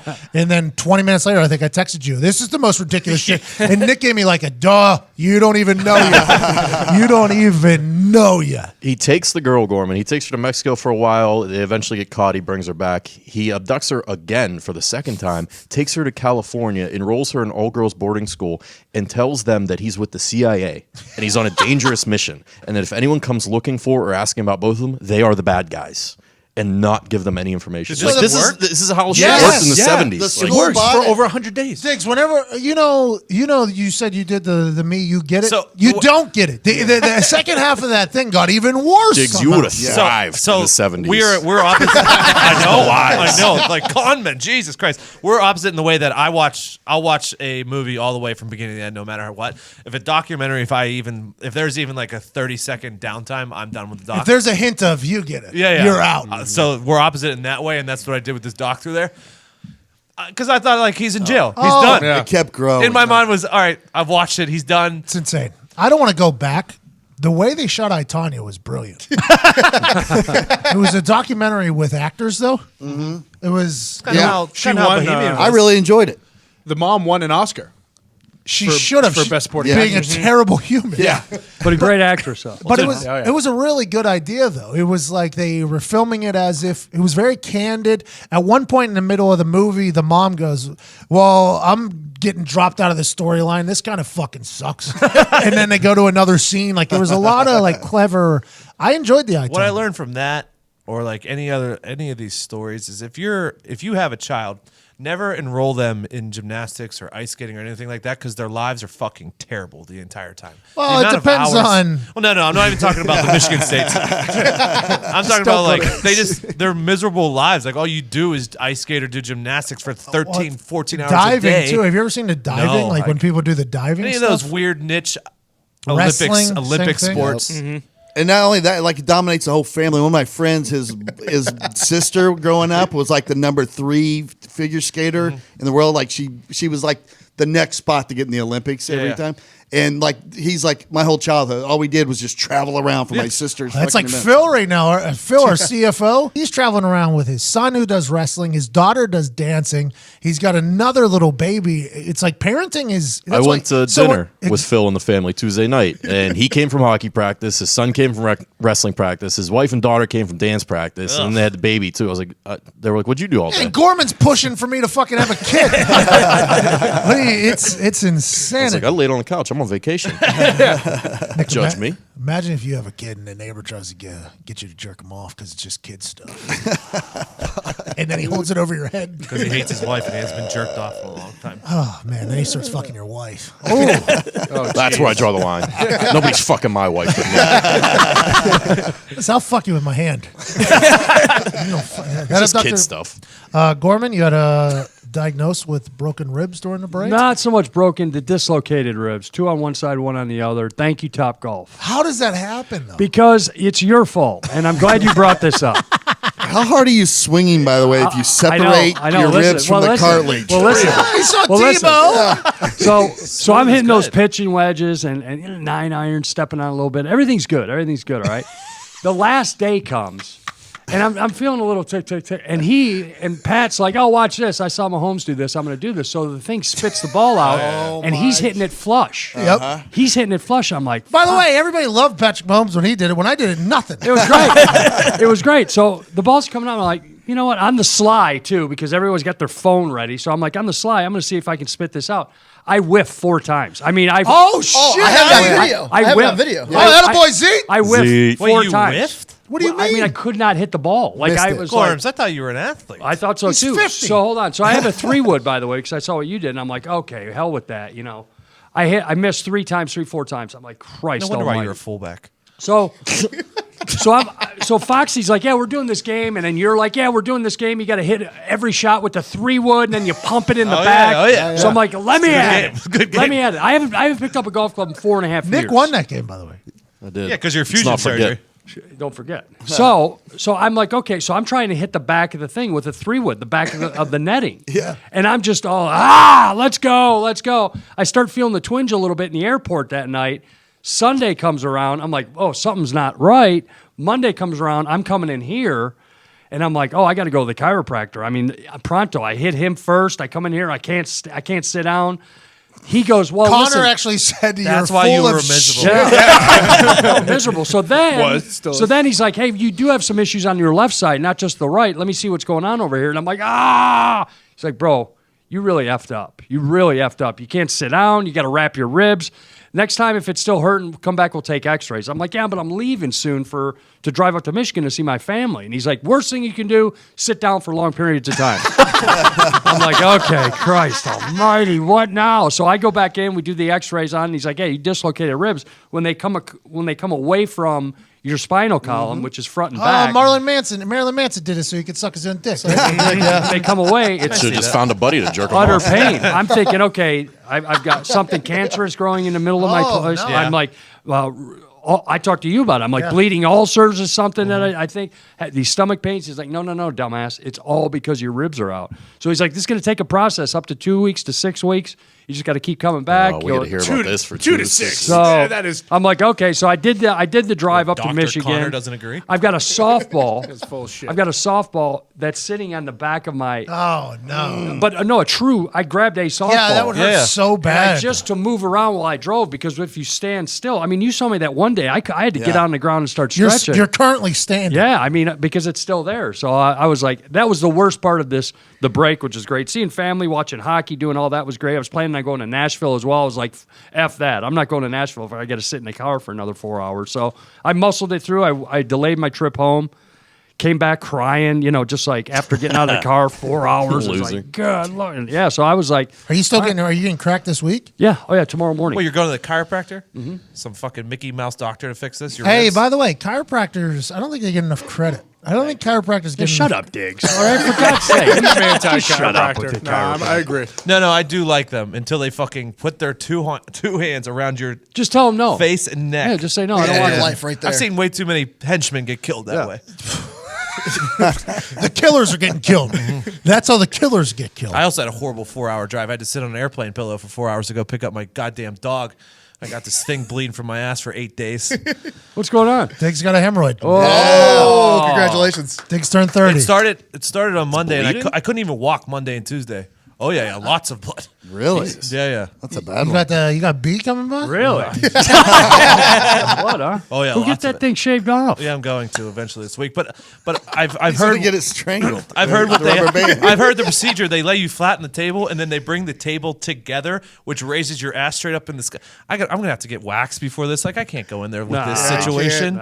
Maybe a bleaching. Yeah, I don't know. Get that Might as before well you- while you're there. I think I might rather just die or just bleed. Diggs. You turn 30, you got a hemorrhoid. This is just something that happens. You just need a little preparation H. That's what we did. Yeah, I've been doing it for 8 days. So you're gonna get a Brazilian wax. Apparently, anal bleaching. there's a rubber band situation. I don't know. Well, it's. I don't feel comfortable. They're not fun. They're not fun to deal with. I'm sorry that you're dealing with that. Can we call you the rubber band man? I would actually appreciate it. All right, so Gorman, you're still battling the ribs. Yeah, we're getting there. Much better though. I can How breathe. are the cars coming? Cars are good, man. Cars are good. I think they're on the back of a hauler right now, coming from west to east. So I'll give you an Nice. update next time we talk on air. Coming from west to east. way west. Hawaii west? Hawaii west? Way west to east. Hey, by the way, Hawaii's way the fuck out there. Oh yeah. Jeez. Whenever we were on that 9-hour flight. A lot of water. What time. about stopping in L.A. for the night, having a nice meal, waking up, and then going to Hawaii? Nah, No? straight through. Could have took the helicopter. Straight through. The helicopter's How were beautiful. was there good airplane meals? I No, I'm not saying good. Were they? these flight attendants. Uh oh. How's the Wi-Fi? We're on an airplane. But the flight attendants, I think they've been getting more angry. I feel like flight attendants have been getting more and more angry. They've been as we lashing get- out. I agree. Yeah, it's like I think because relax. passengers are getting worse and worse. I disagree. I just, Well, no, not us, not the people in the room, but think about how generations are getting worse and worse. That's who the Yeah, flight but attendants nobody have to deal wants to with. fucking talk to them. Like everybody just puts their headphones in and does their own thing. Yeah. But if you accidentally have your leg outside the aisle or something, and I'm not even talking about me. I'm just talking about. I feel like back in the day they might have been like, "Hey, is there any way you can put your leg?" Now it's like we will land this plane if you don't put that I think I fucking could leg solve back this. in your seat. Maybe tips. Maybe if That's what I always wondered. if we could give them tips, would they help. would be more pleasant during the flight to possibly. Get There is tips. an element though, like when we were flying to Austin, they told us ahead of time, hey, this flight is full. If you have an extra bag, we do ask that you check it because there's no way it's going to fit in the overheads. And you would see countless people still bored with a laptop slung over and then another bag. And then they got in there and there's no room for Then I it. gotta go They back. it out. And I'm okay like, come with on. that. My issue since we were traveling this week is the only bag that goes up top is your carry-on bag. Like, don't put your fucking book bag up top when right. it easily Yeah. fits under the Goes seat. under. under. I normally sit in row one. You're giving people too much credit for that. They're just scumbags. They'll take all the overhead Fucking space. scumbags. dude. What happens Also, to the like, barf I bag? blame If it it on. fits underneath, put it Oh underneath. fuck! So we got on the plane from Chicago to Hawaii. Yeah. And Sam had a bag. I had a backpack. And the top thing, big plane, big space, right? So we get there late though. I don't like getting on the plane early. I don't know why we're rushing to get in there. I never understood it. But we get in there in the one right above, literally directly above our pods. It's the entire length of our pod. I open it and there's one book bag sitting in the middle. So I'm like, is this your book bag to the couple behind us, homosexual couple behind us? And the one guy's like, yeah, it is. I'm like, can I move it to the side or whatever? He's like, we got more going up there. I was like, oh, this sounds like a you problem because I'm right here ready to put the bags That's why I in. get on first. So I put in Sam's bag, and then I put my bag in, and I put Sam's bag on top of mine in the one little corner. I go, we just took up the one corner, so if you need the rest of it, you can use the rest of it, okay? Nice. Whenever you get comfortable and want to put your bag up. We were the last people on the fucking plane. I don't know when they were planning on. They go, oh, thank you. The guy grabs a scarf and puts it up there and then shuts it. Oh my god! I have never in my life experienced something like Sam was like, you just got punked. I was like, I did. I absolutely did. And in that bag, I had like. When we were in Atlanta, going home, we'd go to Atlanta and then to Indianapolis. It was full where our plane is, so the next place to get over is just to the left. So we walk over there and sit down because there's more room. I sit down, I look over, there's 3 empty seats here, and then Adam Vinatieri's to my right. Did you say hello? No. He was looking down. He was doing the move, which is a good move if you're you or Adam Vinatieri, somebody like that. He's just looking down, like didn't want to look up at people. And I'm like, this is so fucking awkward because I met him like 6 times. Atlanta Airport. Coming back from Austin? Yeah. You went from Austin to Atlanta to Indy? Yeah. Flights don't make sense. It doesn't make sense. Flights don't. But I was You like, should have said hello. I was the biggest battle ever. But what I was afraid of is if I opened that door, because we're Everybody going to else. Indianapolis, everybody around would realize and it would ruin his time. Hey, hero move here. Yeah. Hero move. Took one Guys, for I the got team. some bad news. It's not all trouble in the skies. It's on the ground too. It's pothole season. I smacked a big one driving home. Put a giant bubble in my tire. It was a nightmare. I stopped looking. It's the only thing it's the best cure in the world. I haven't looked at my phone once while driving. You can't. You literally can't. You got to put your phone down. We talked all last year. Save a life. Save a tire. We talked all last year about Indiana being the worst on earth. It's the worst, Pat. Hold on. We talked literally all last year about it being the worst. It was a huge topic of conversation on this show, on Heartland Radio, about how Indiana is the worst. I even went after the mayor a couple times. I was like, like it's not your fault. It sucks that the roads are deteriorating under your watch, but they're deteriorating under your watch. It's like when I moved into my house, a lot of the ash trees decided to die and fall into the fucking neighbors' yards. I had to pay for the fucking the whole thing. It sucks. It's just a thing of timing. It's gotten worse somehow. It's even worse now. And we've added 129. They're moats. They're so big. They're fucking moats. And then New York Times, I guess, wrote an article about the entire city of Indianapolis being a pothole. Like we have the worst in the country. It is bad here. It's not just roads, too. It's highways. I'm not even gonna drive at night anymore. You can't. My truck. I have a big ass truck, right? I mean, we've seen my truck. We're looking for big ass tires, by the way. We got one. We got one. Never mind. Don't need to take that out. Take that out. But I'm joking. Don't take. Maybe take. Leave what Dig said earlier. Take the So my truck, I almost got T-boned up over a curb the other day. Yeah. Truck survived. Truck survived. Wow. This morning on my way in here on a highway, I hit one that I thought the truck was not going to survive. Like it was like a full on. Yeah. It rattles your ribs. Everything. I thought the front end of my car was coming off when I hit it. It's bad, dude. I don't know how you fix it either. I saw this video on the internet of this little truck, machine. The animated one? Yes. Yeah. Is that not a real thing? Because if it is, we need it. I think it's a concept. I think you could order Domino's and they'll fix it. Too. Yeah, that was the big plan. Liars. Domino's gave up on the state of Domino's, Indiana. they would not bring that truck into Indiana. They didn't have enough. It's bad. Though. I have stopped. I've put my phone in my pocket. No more phone while driving because. Good job. That's a tire. You can take your entire fucking car. The road in front of where you turn off to go to my addition, the entire north lane is just crumbling and falling off to the point when 2 days ago, pulling into my addition, traffic had to stop that was going that direction, wait for oncoming traffic to pass, go into their lane to get around it. You actually have to drive. You have to drive for the other lane, though. Yeah. Like near my house, same thing. There's one particular lane that you can't drive, so you have to look for them for when somebody's going to, so that you have to drive with them. It's like we're a team here against the roads. 25 mile an hour top speed around my house. I mean, that's it. And I'm talking about city streets, not side streets in the neighborhood. It's bad. It's 20 to 25 miles an hour. This past weekend there's downtown, so many. there was, I believe it was an asphalt convention. I swear to God. And I was like, why are you guys all just getting together and taking care of this now that you're all in one spot? Why don't we stop convening training, okay, and get to Start work. doing. last year, when in the middle of us bitching about that on all the shows, I did a corporate event downtown. You remember? Because you let me leave part of the day. Yeah. And it was for an asphalt paving convention, and I was like, "You're going to tell me that everybody in this room drove past all this bullshit and still agreed to have your conference? You should be out working right now." Yeah, it's true though. Oh, fuck. It's true. It's bad. It was the subject of a national article. Is how bad the Indianapolis roads are. That's not. We're not lying. We're not lying, No. people. No. And somehow, you're right, got worse than last year. Got worse? I would never believe that was possible. Oh, but it has. bro, they showed it on the local news. This one work crew. So we get yelled at when we fix them. We yelled at when we don't. And then he takes the shovel and the local news is like, a lot of trouble for local workers. I went to go get my car checked up over the break because I'm a smart man. You know, take advantage of your time. Sure. And they were like, you. Way to compliment yourself. They were like, these are three of these tires are the baldest tires we've ever seen. In our life. And they were like, the one's really good. Pothole? I'm like, yup, pothole. So everyone knows. But I was like, I'm not getting new fucking tires. The lease is up in 4 months. So I'm going to drive these motherfuckers bald. To the tread. The Tesla got a flat last year. Yeah, I remember, The yeah. Tesla got a flat from Yeah? came up out of nowhere. Pothole? Yeah, Didn't because Zeno Bend the rim? nowadays, when you drive around Indiana, you got to remember where they are. It's like memorizing a Mario Kart course. Exactly. It's like memorizing a Mario Kart course, and all of a sudden, one came out of nowhere one night, and it just.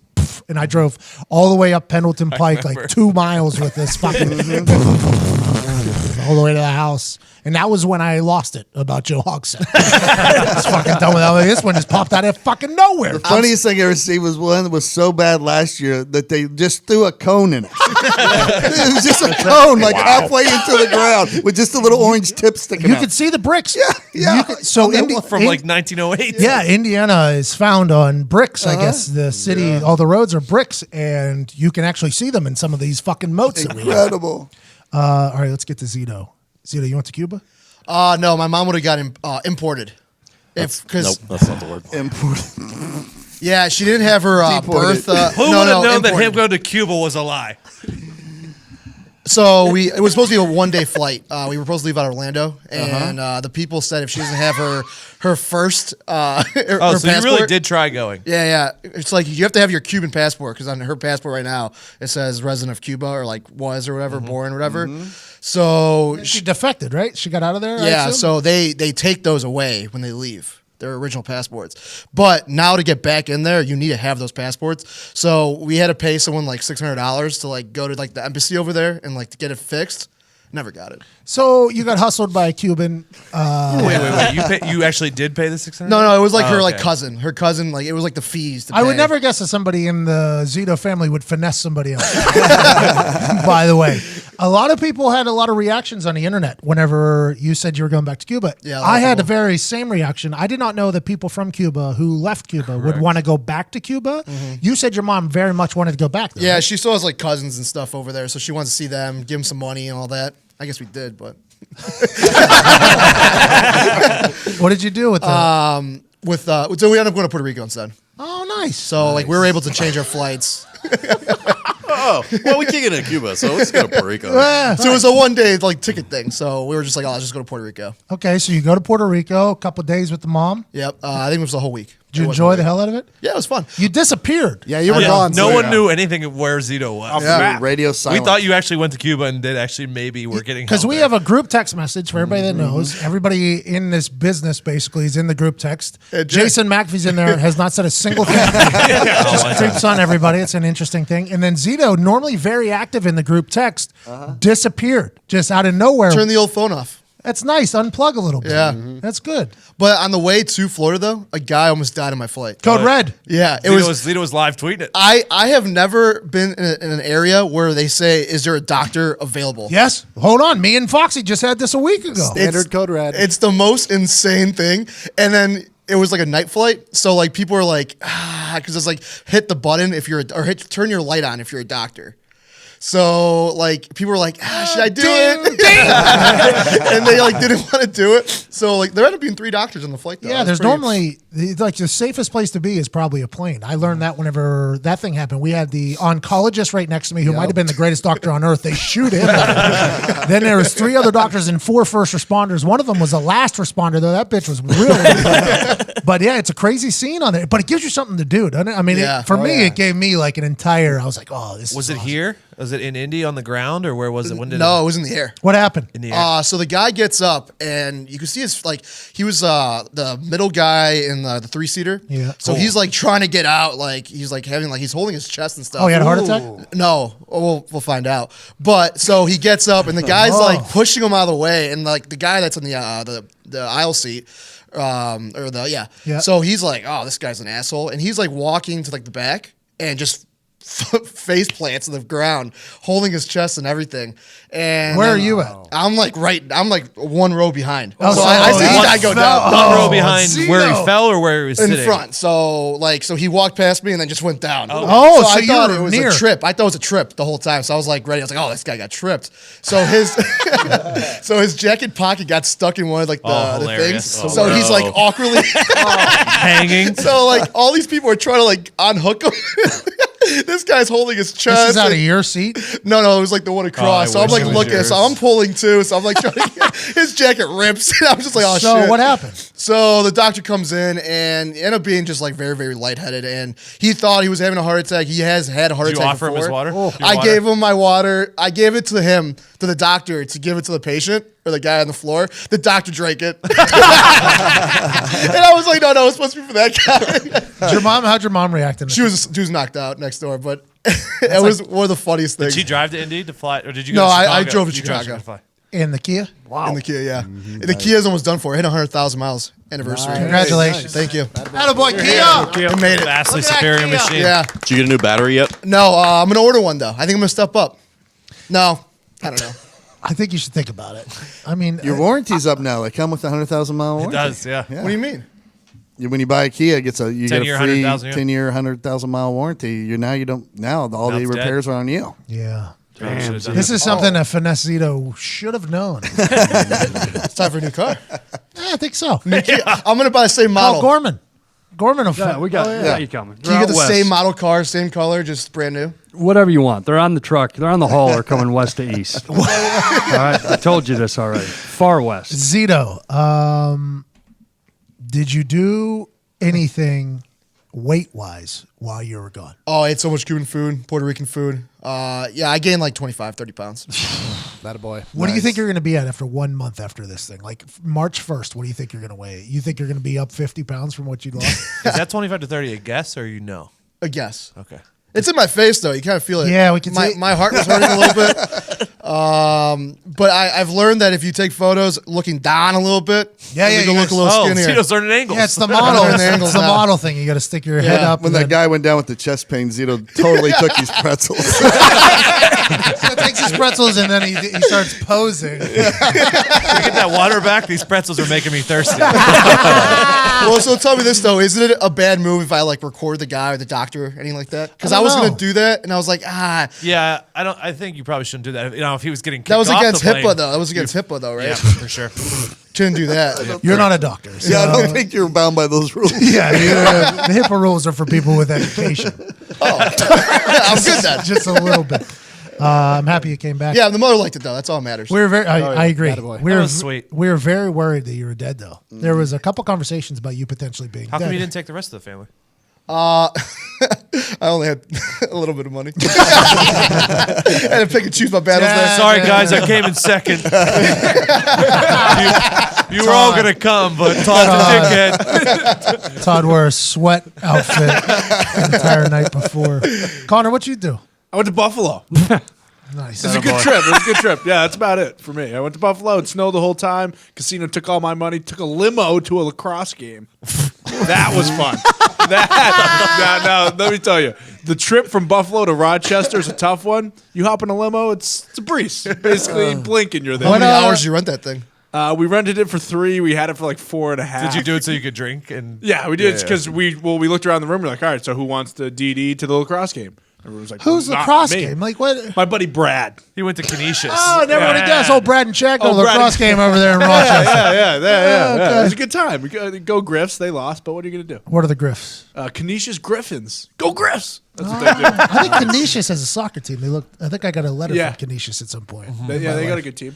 A lot Nice. of snow. I almost got kicked out. Yeah, a lot of snow. You almost got kicked out of the lacrosse game? Oh yeah. Only Oh. fans there, came out of a limo, never would have guessed. It was awesome. Recommended a few bologna and cheese sandwiches for those referees. The Hobart team did not like that. Why'd you? Because they were blowing. They're blowing it. Oh. But you can't swear. Because I know, because I've been kicked out of a few games. So when you go to the games, if you swear, you're off the table. Yeah. Right away. First time, you're out.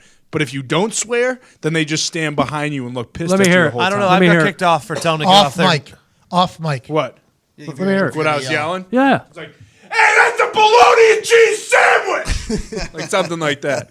And you were about to get kicked out for Oh that? my God! They sent 2 coaches up from Hobart. These 2 coaches from Hobart were like, "Hey, look, we don't like to promote arguing with the refs This and goddamn- bad sportsmanship." I was like, "Okay, well, I'm not doing either because I'm not swearing." And I'd the like to refs- promote better reffing. Yeah, and the refs, I'm trying to help them out. Yeah, Speaking of reffing, inside scoop, the AAFL there, Yeah. the replay reviews, yeah.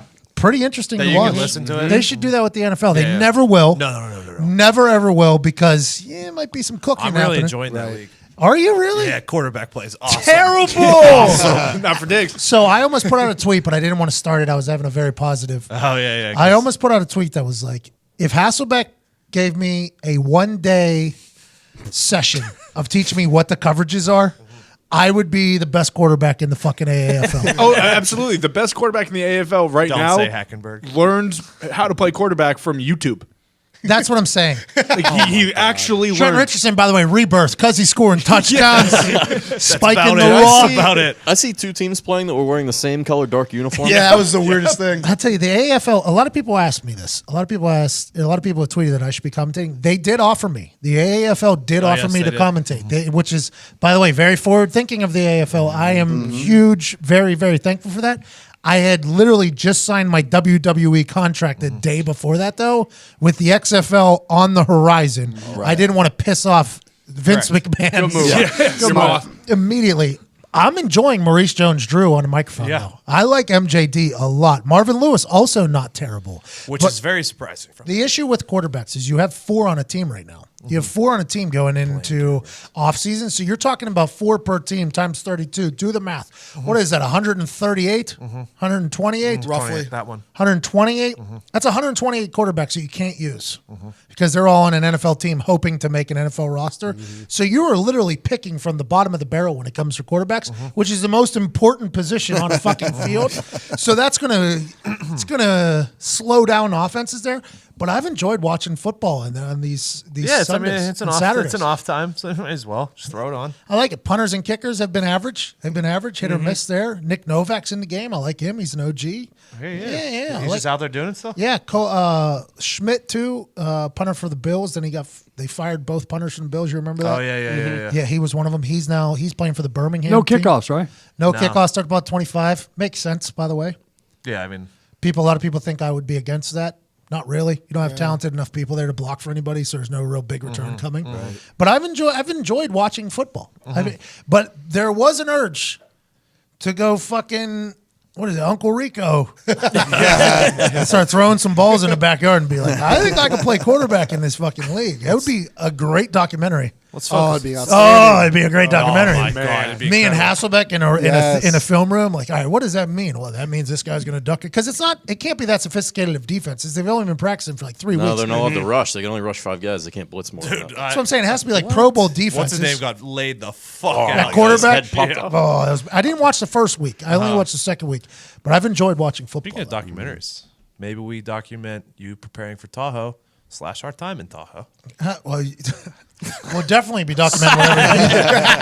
Hey, we will definitely documentary your little bachelor party trick. A sense of uncomfortability. But yeah, I think we'll definitely document that. That'd be cool. I'm excited for the golf simulator content that we come up with. Absolutely. Oh yeah. Got to get some pros in here. Got to get some John Daly in here a little bit. I think you're going to need a putting green too. Yeah, I think That's so very too. important. By the way, on the Big Island, I asked for a putter. I got probably 200-300 putts in whenever I was in the room and in the thing. I feel good. I thought about stealing the putter. What kind was it? Callaway. Oh, okay. Ooh. It was a Good one, huh? It was a little shoe, but it had the super stroke. Oh, yeah. the big Gotta grip. have the super Gotta have stroke. Super stroke, which I've never had before on my Have to putters. have I got it. Nice touch. I found my thingy. So what happens is I normally, when I putt, I open the head a little bit so it pushes it to the right. Cut it. Yeah, it's more of like, to put a little. What I've learned is there is a sweet spot on that putter. Oh yeah. So I never even thought of hitting the sweet spot on the putter. It rolls nice and evenly. Yeah. So You I, should, I got a new grip where I turn the hand over a little bit so it keeps the thing locked in.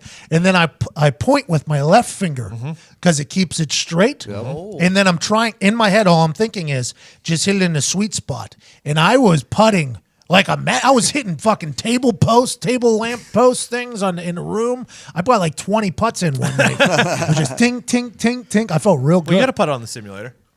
No, it's not real. But there's a company here in town. It's a family comfortable company. Oh, okay. Yep. And they have a big long putting thing that I think we'll get. So I feel like you should have had the front desk just ship that here. The putter. The putter. Yeah. just put it on the tab. I think it was. Yeah. that email list was insane, dude. We did what?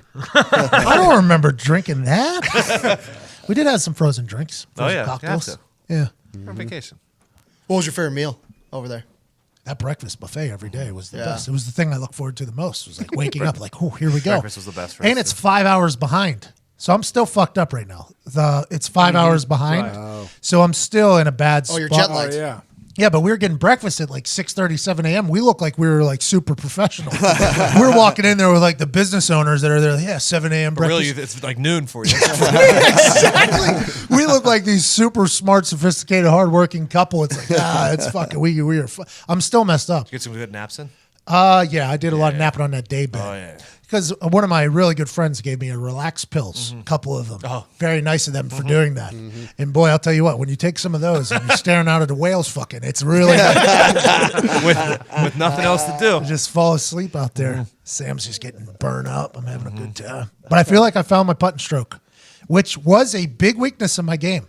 I would two putt, but I'm not going to make a putt. You know what I mean? Like there's no putts following. Your goal was not to make it, was to nestle it up next to it so you could tap it in. Yes, because I didn't know where it was going. But after my time in Hawaii, the big island, I feel like I have a little bit more control on the thing. Let's go. That's all you needed. I do. Now the touch is going to be interesting because I assume the Tahoe greens are going to be nice.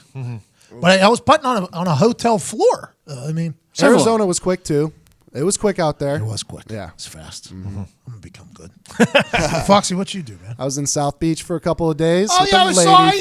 friend. Yeah, it How was about awesome. that? Good beach, good people watching spot. We turned the corner at a restaurant, and I see this guy surrounded by like 2 or 3 cameras. You know, naturally very intrigued. Who's that? Who is that over there? And you couldn't see him because it's just a small guy. It was Conor McGregor walking right by. Right down there in Nice. South Yeah. Beach. Almost went up and like gave him like, "Hey, Conor, what's up, man?" But I didn't want to bother him. He's with the whole family. He loves the pub. Yeah, He does. He yeah. loves the pub. Yeah, but- apparently loves. Now remember, loves Zito the sent pub. $600 to Cuba, Yeah. and then he sent like $300 worth of merch to somebody that said they were friends with Conor McGregor. Did we get anything back for No, that? what are you talking It's about? coming straight from Ireland. It got stopped at customs. You got fucking hustled again. Yes, Zito is a international fucking. Yeah. What's that called? Supporter. Naive. Supporter. Yeah. He's got a few princes he's supporting as well. So you enjoyed South Beach? Yeah, You it went was down there with awesome. a lady friend and then your mom too, right? Yeah, no. So then she left. My parents came in. Both my parents, my mom and dad. And Not dude, just one like Zito. dude, One up Zito there. the older you get, like that sounds so lame. You went on vacation No, with your it's parents. cool. No, Dude, it's cool. Yeah. Parents are so fucking funny when you get older, and then you start drinking, and then it was awesome. Well, also, the older you get, they start telling you stories Yeah. that they have never told you before. Well, and then once you start thinking about, like for me, for instance, my parents had me and my brother when they were young. Yes, so my parents too. I'm 31 now. They would have 2 kids. I would be remembering things that have happened at their age. So it's like you start realizing, like, oh, our parents are a lot cooler and they've been through a lot more shit Exactly. than you could ever imagine. Yeah, and so- that's the maturity process, by the way. Yeah, you're right. You're right. Yeah, it's a whole new learning process. We're all getting more mature in here. Hope you- Oh yeah. Yeah, I think if we could say one thing about this room, it is we have all gotten much more mature. And Ty, I'll tell you what, man. You did an incredible job with those podcasts. I was listening to you while I was laying on my little thing there. You did great. You did a really good job. A little monotone, but I was just trying to. It wasn't my show. It was your show. I wasn't trying to. I was just trying to get from point A to point B. So because I couldn't everyone left, and I was like, fuck, I still got like 4 or 5 days of work here. So. You powered through, though. You did incredible stuff. I appreciate you so much. I thought you did well with the selection of who you. Wheeler Walker Jr. got a lot of play. Yeah, I thought so too. Yeah, I just figured it was kind of like the natural progression. Those were all probably from like around August, September too. So like you said, we got a lot of new people listening to the show. I think a lot of people hadn't heard those before. A lot of people don't know who Wheeler Walker is. Yeah. They got introduced. Oh yeah, because I learned today. You gonna learn today. When I was putting out the morning tweet to promote him, and I saw Mo Claret on there, I was like, "Oh, okay, nice little pick here." Yeah, it was. Appreciate it. I listened to the show and I forgot. Obviously, I don't really remember much of the stuff we talk about on microphones, but I listened to it. I enjoyed it a lot. I thought you did a great job. Thank you, appreciate that. Did you get a couple tweets saying you were monotone? That's why you just like some guy really went at me, and I was gonna a little self-conscious there. I heard that. A little monotone. You said he gave herself. Well, that's what people were like. Well, why weren't you doing grill? I was like, what do you want me to get up there and just like fucking do impressions in between? Like, not my fucking show. That's the last thing I need. Is Matt Maitri? It was Matt Maitri there, or did you got a chance? Yeah, he did bust in. He's like, "Hey guys, I'm about to knock this guy's ass out. I just need a couple cold beers in the Heartland office when I get back." Did he say anything? Yeah, did he say anything about the way his fight went with the Russian there? Or? To be honest, I was still traveling. I didn't get to see that. I got a text from him at 3 a.m. Oh, really? After the fight, yeah. So I sent him a "Let's go." Yeah, I sent him a "Let's go" right beforehand, and I got a text back. He said, I was still up, by the way, because I was still battling. The fucking because then I got on Hawaii time. So then I got on Hawaii time. I get back to Indiana completely fucked. Which is much worse to be on. Oh my god, I was up till 4 a.m. Yeah, it's much worse to be Even on. last night I was up, I think, till 2:33. I mean, I don't even know if it's going to happen. I'm not sure. But Maitri, I go, "Let's go" at 9:36. It was right before his flight, or right before his fight. They actually showed him on TV, and I was like, "Oh, if he goes to his phone right now, like that's literally my text message." And I'm like, "It was probably filmed earlier." Yeah. Maybe. And then he looked like in his locker. I'm like, "Oh, am I about?" And then he ghosted me. I was like, I just watched him. I just watched him see my text and not respond. Then I watched the fight. And I see him start early, and I saw him miss on one, and the guy didn't counter. The guy didn't do anything. I'm like, oh, Maitri just missed on a fucking punch, and this guy did nothing. Yeah. I think and he looked very confident before the fight. That was the most confident I've ever seen Maitri. He was singing. I mean, he looked very good. I'm like, oh, this is awesome. This is good. I can't wait for this to happen. Then obviously he kicks. I thought he just kicked the guy square in the dick. Todd, who is an MMA guy, said no, he adjusted his level, which I don't know what that means. Can you explain what that means? Yeah, so like a good inside leg kick to the upper leg, like there's a nerve cluster like halfway between your knee and your ball sack, right? So that's what they're aiming for. Whose ball sack? Mine or like? Joking. That was a small ball. So you kick there because if you get it a few good times, you kind of slow that leg down because the nerve activity is and not it working. was going to be a stand-up fight, so you're trying to take out his leg. Yeah, right? Good move. And the guy, as he was delivering it, the guy lowered himself just about 3 inches, like he was going to, go for like a punch to the abdomen or something. He sat and on he the took kick. it like right in the level. fucking Yeah, nuts. exactly. But he sat on his kick, basically. Yeah. He basically sat on his kick. So everybody's booing Maitri. Yeah. And in my head, I'm like, oh, Maitri just kicked that guy in the dick right there. And everybody who knew fighting was like, nah, that was a perfectly placed kick. Yeah. The Russian guy actually sat on it. Right. Then they give the guy 5 minutes. They say, you have 5 minutes to recoup. By the way, I'm not sure if I would be able. I took a Maitri so kick hard. to the thigh one time. It was like a slap, he said, and I couldn't walk.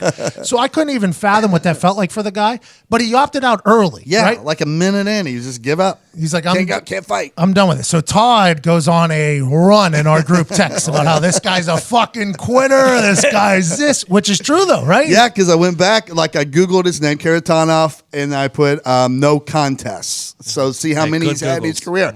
Found one last May where he got eye poked and didn't go on, and they gave him the win, but then end up reversing it later. So in my head, I'm like, oh, I'm seeing a fucking pattern So here. he opts out of fights. Yeah, because even like Lytle texted me back. 'Cause I sent him a text earlier like that, and he's like, that dude knew he had no chance of winning this fight. He fucking tried to do exactly what you're saying. Wait, Maitri doesn't win that fight? No, it was a no contest. But they thought potentially that the other guy was going to get a win because of DQ. Yes. So there was a lot of conversations happening, but all the people in the know, like Big John, who interviewed him, like he led off his question with Matron, like, you are known for being a clean fighter. You landed this perfectly. Like, whenever you listen to what people are saying, they're trying to tell you something, right? Like Big John was trying to tell everybody, like, hey, this was a completely legal kick. This was everything. There's nothing you could do.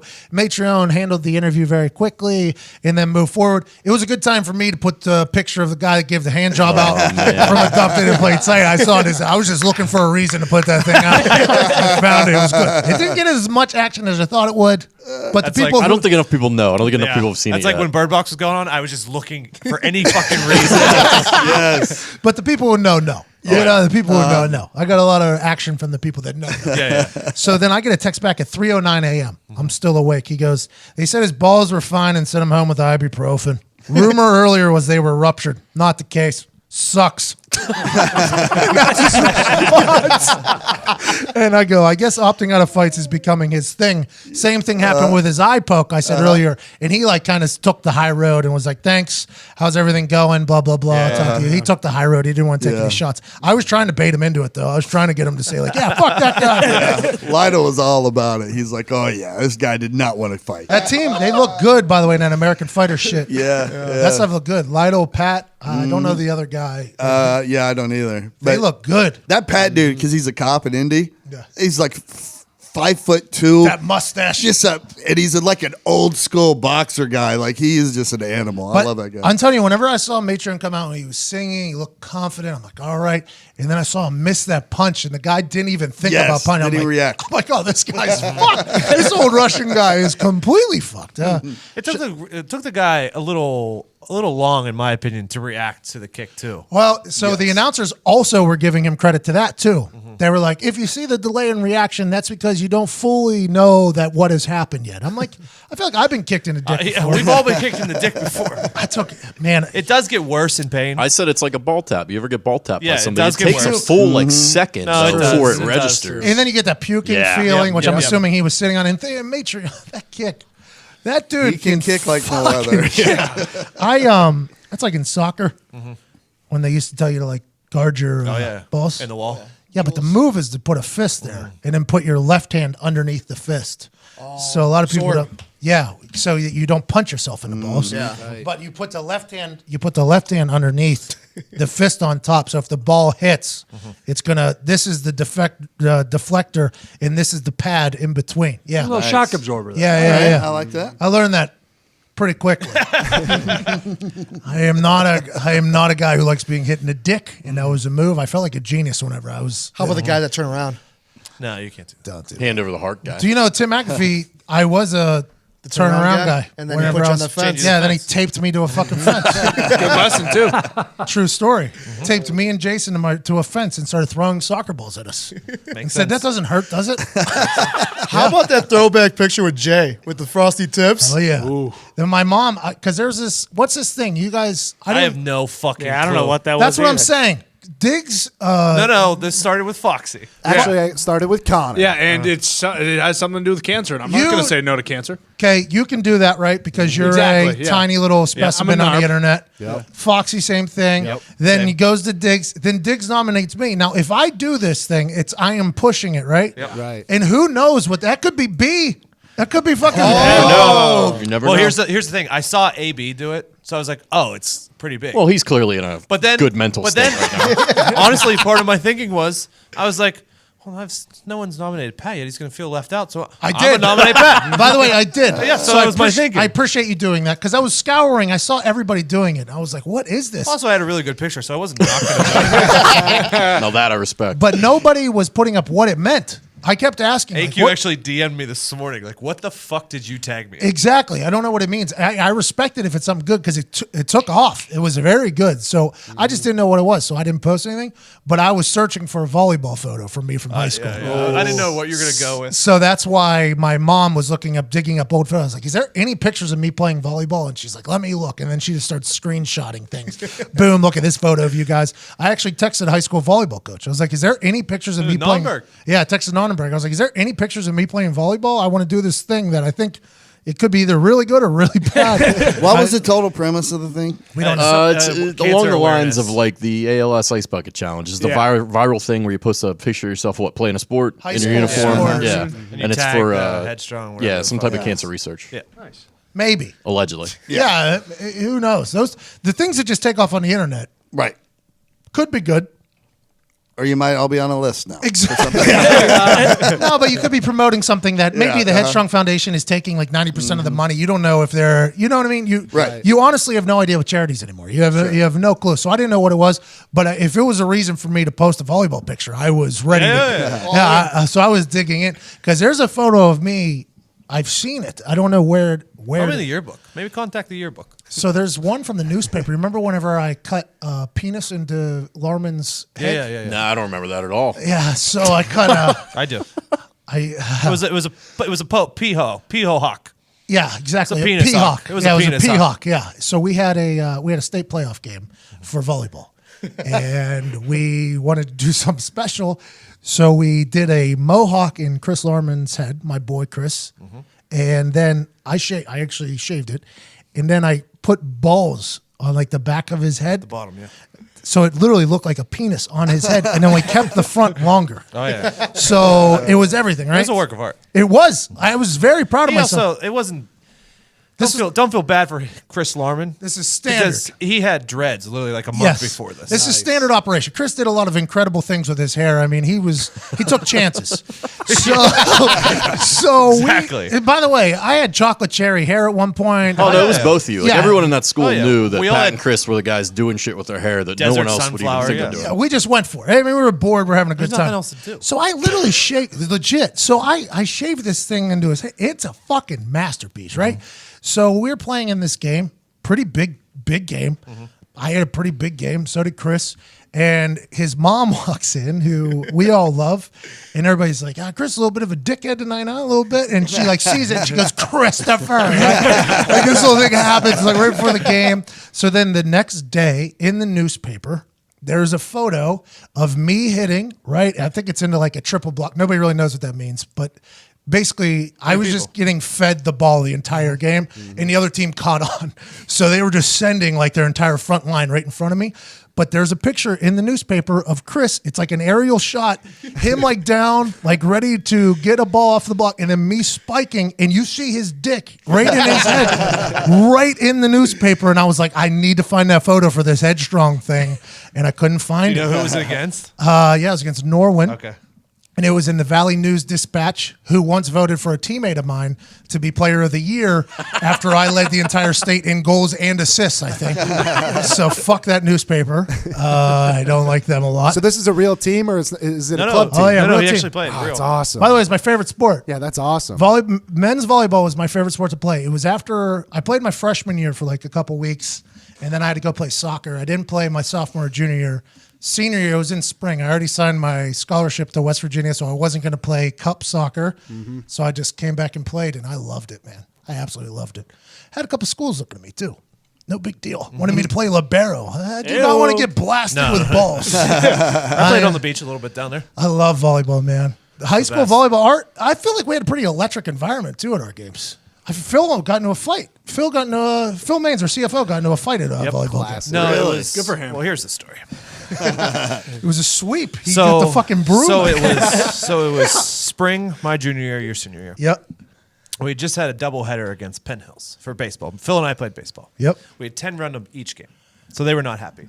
That very same. I did not know this. That next night was a volleyball match against Penn Hills, same school. Same school. This is our rival, by the way. Penn Hills is where Aaron Donald's from. Penn Hills is One of our rivals. not really a rivalry in most sports, No, but in baseball and volleyball. but And soccer. so that comes and you guys beat them 3-0 or whatever in volleyball, and we're out in the fucking parking lot with our brooms and shit like that. So they And- just 10 run them two times in a row the night before, and then we 3-0 them. and we're a bunch of dickheads on the baseball team too. When we Assholes. played, like we're just yelling beach ball every time. we Choice of fucking- words for dicks. But anyways, Sportsmanship, yeah. So there was a little scuffle outside of the volleyball match or whatever. Nothing happens. It gets broken up. We all go our separate ways. I think it was the next night probably a Friday or Saturday night, there's a high school party at one Chris Larman's house. So that party, by the way, I get a text from Chris that says, I think my family's going out of town tonight. I was like, tonight? He was like, yeah. I was like, oh, okay. Yeah. Chris goes, maybe we have a couple people? I was like, yeah, a couple people. I fucking, you might as well, I might have well got that fucking, the bird calling like a bullhorn, like, yo, everybody. So little did the Penn Hills kids know that this party's going on because they got Phil's number. Yeah. Because Phil was the biggest dickhead during like the whole of all volleyball time and baseball thing. So they got Phil's number and said, come meet us right now to fight. Little did they know that there was 50 of us all at the same place. Yeah, legit. So, I didn't go. So Pat's being smart. He didn't go. I jumped in Phil's passenger seat. We're the first two there. Okay. And we show up, and it's literally like sharks and jets. There's like six of their cars there waiting for us, and they're all standing there with golf clubs and baseball bats. Jesus. And we're like, whoa, what the fuck's going on? Because they're a fucking dirtball school. They have nothing to live for. Jesus. I think we're friends with some of the people that you guys doesn't fought matter. now. Yeah, But anyway, so there was They like know. a 2 or 3 minute discussion board meeting between both groups. What can we do? What can't we do? Yeah, basically like lay off the hair, don't touch the face. Yeah. But it ended up, we just decided that Phil was going to fight this kid one-on-one because they were the ones who had the problem. And it took all of, Obviously, 3 Phil. seconds for Phil to be on top of this dude and actually, like, because probably going to end his life. By the way, our CFO, if any other CFOs would like to go, our guy will fucking handle you. And then, like, once they saw their boy one of them jumped in, and then everyone jumped in. Yep. And classic me fucking jumped in. I saw this kid. He had his back straight to me. Crow hop haymaker right to his spine. Terrible. That was my move. That guy probably. Oh my God. Spine punch. That was my move. But then it was literally like something out of a movie. Like there was like 20 on 20, and then all you hear is, "He's got a gun!" Yeah, somebody had a and gun. we fucking scattered, but like it was the coolest thing because we all went back and we celebrated at Chris's house. So I am sitting at Chris's house in the front porch with Chris. I have a pitcher of Red Bull and beer. Yeah, both of you. Me and That Chris- was your move. It was Mountaineer juice, wasn't it? Yeah, Is that it what you called was. it? Yeah, exactly. Yeah. Red Bull and beer. So they all come back like coming back from war almost, right? There's blood on people's hands. Oh, yeah. Me and Chris were like, hey, welcome back, boys. Let's go have a good time in here. That party was, Yeah, it was epic. Yeah, it was a good time. Epic party that evening. I think that shit stopped with my age. Like my older brothers, they had the same stories like you guys have. Boom, nothing like that ever happened. I don't think that happened that often, to be honest. This one was pretty. We did it with Gateway and Franklin. I was It about was to always.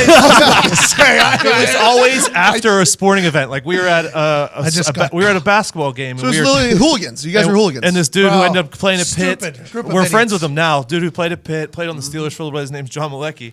We were making fun of him the entire time. We actually dressed like him because he always wore flannel. And because he was a lineman, we put like pillows under our shirts and shit. We're dumb. And we got word that they were going to fight us after. So we Hockey games, they have to. Oh yeah, fights you happen. got in fights at hockey games. I mean, It was Yeah, all they did. sporting- They beat up my friends in the parking lot of a hockey game one time. It was all sporting events. Future reference. Your Like boy my- here never got beat up. No, I only got beat up once, and it was that 3-on-1 fight. They beat You up were my in friend. the He was three. on crutches. He had a broken leg. Chris almost got locked out of a car one time at the hockey game. We were the hockey game was where Phil was. Correct. Phil played hockey. We were right? just dickheads in the stands, and everyone Exactly. hated us. As they should have. Everything was Phil's fault. Phil was a bruiser. He was a goon on the Yeah, ice. That's what Phil was. So he pissed people off, and then we would have to take his back, and then they would have people, and it was always a situation. But yeah, volleyball was lit. Yeah, so I mean, a lot of shit happened there. Mm-hmm. Ty Schmidt did an incredible job with the best ofs. We appreciate you for that. We talked about that a little bit. Now it's time to roll right into old Paisano, the voice of Monday Night Football. Not Jason Witten, the other one. Ladies and gentlemen, joining me now. Is this like bad, like outdoor patio furniture? Yeah. Just what in the world is Joe, you have no idea the stains. We had to mix I and just match. pushed forward the whole thing. Can somebody get some super glue? No, Joe, you have no It's like idea. separating? It's a nice wicker. You have no idea what we've been battling here, Joe. Holy cow. And I don't want to show you the other side of this pillow. Yeah, I You don't would want not be the stains sitting- on this side are concerning. Yeah, I'm not. the other I mean, side. there's more DNA on this stuff. Holy cow. Joining us now, Kidding me? you've heard him. His voice is immaculate. He was about called that. unflappable, which I think is Who said that? some article. Really? Yeah, an article. I didn't say it. I would say it, but somebody else said it. Unflappable. There's other things you could say about me too. Like, go on. They're not good. Italian? Well, yeah, sì, troppo sai Italian, certo. Ciao. Sì, molto napoletano. Sì. Pasta, ravioli. We'll coach you up a little bit on some Napoletan dialect. You understand there's a great Joe difference. You haven't even Tessitore. introduced Joe me. Tessitore. Thank you. Thank you very much. I don't even know what I do for a living anymore after that introduction. Well, I mean, I think you do a lot of things. You call boxing on ESPN. You Showing have a great fight Saturday night. Look at that. Unbelievable. Right into Light a heavyweight rematch there. Kovalev versus Alvarez on ESPN. You're a promoter. I'm a promoter. Is boxing first love?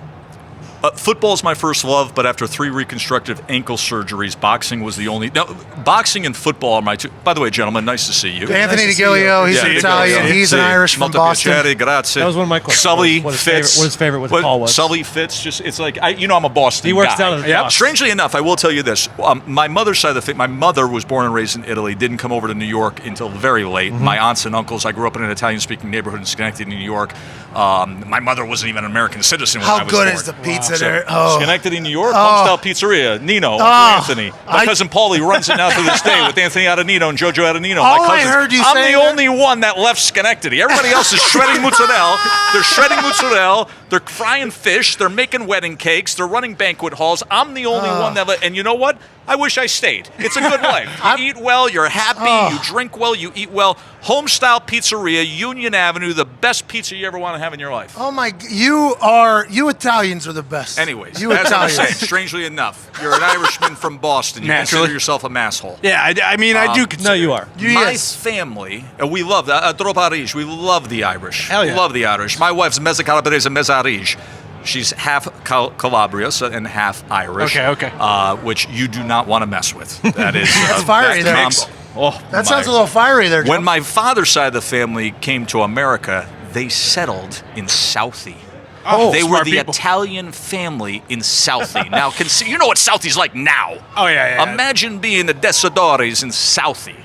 I did not know this Italian history of That's Joe a good Tessitore. pronunciation. Yeah, well, of course it is. Yeah, Diggs, he basically lived in Italy. But when I go on Monday Night Football, I have to speak English. Well, do you ever? So your voice is such a distinct one. You're like the consummate Yours professional. is too, Pat. Appreciate a little raspy. I do a But little. I like that. You know what I like? I like authenticity. Let's I like go. people who have an identity. You have a clear identity because Currently it's for wearing the it. brand. Joe, let's dig right into that. What about it? Your kid's a kicker. Well, yes, my son is punts and kicks at Boston College. You're one of the biggest humans, I coached though. him for 4 years. You're one of the biggest humans to ever reference for the brand, though. Yeah. Like Dude, I'm all about foot. You know what my Christmas present was? I had one Christmas present. It was a sweater For the brand Christmas Yes! sweater. Joe, I was so excited. I wore it. I was drinking my red wine on Christmas. That's how I celebrated Christmas. Oh, with my a For the God. brand- Because as soon as I saw it on the internet, Oh, it was great. It was great. I literally, I saw it, I was like, holy shit. You know, my son John is a complete out of his mind nut.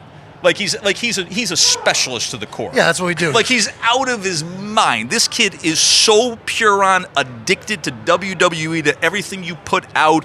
He's going to sports bars in Boston for pre-Celtics games. Doesn't even have tickets just to take it in. Like he's just. I love this kid. Your kid's I awesome. Myself up.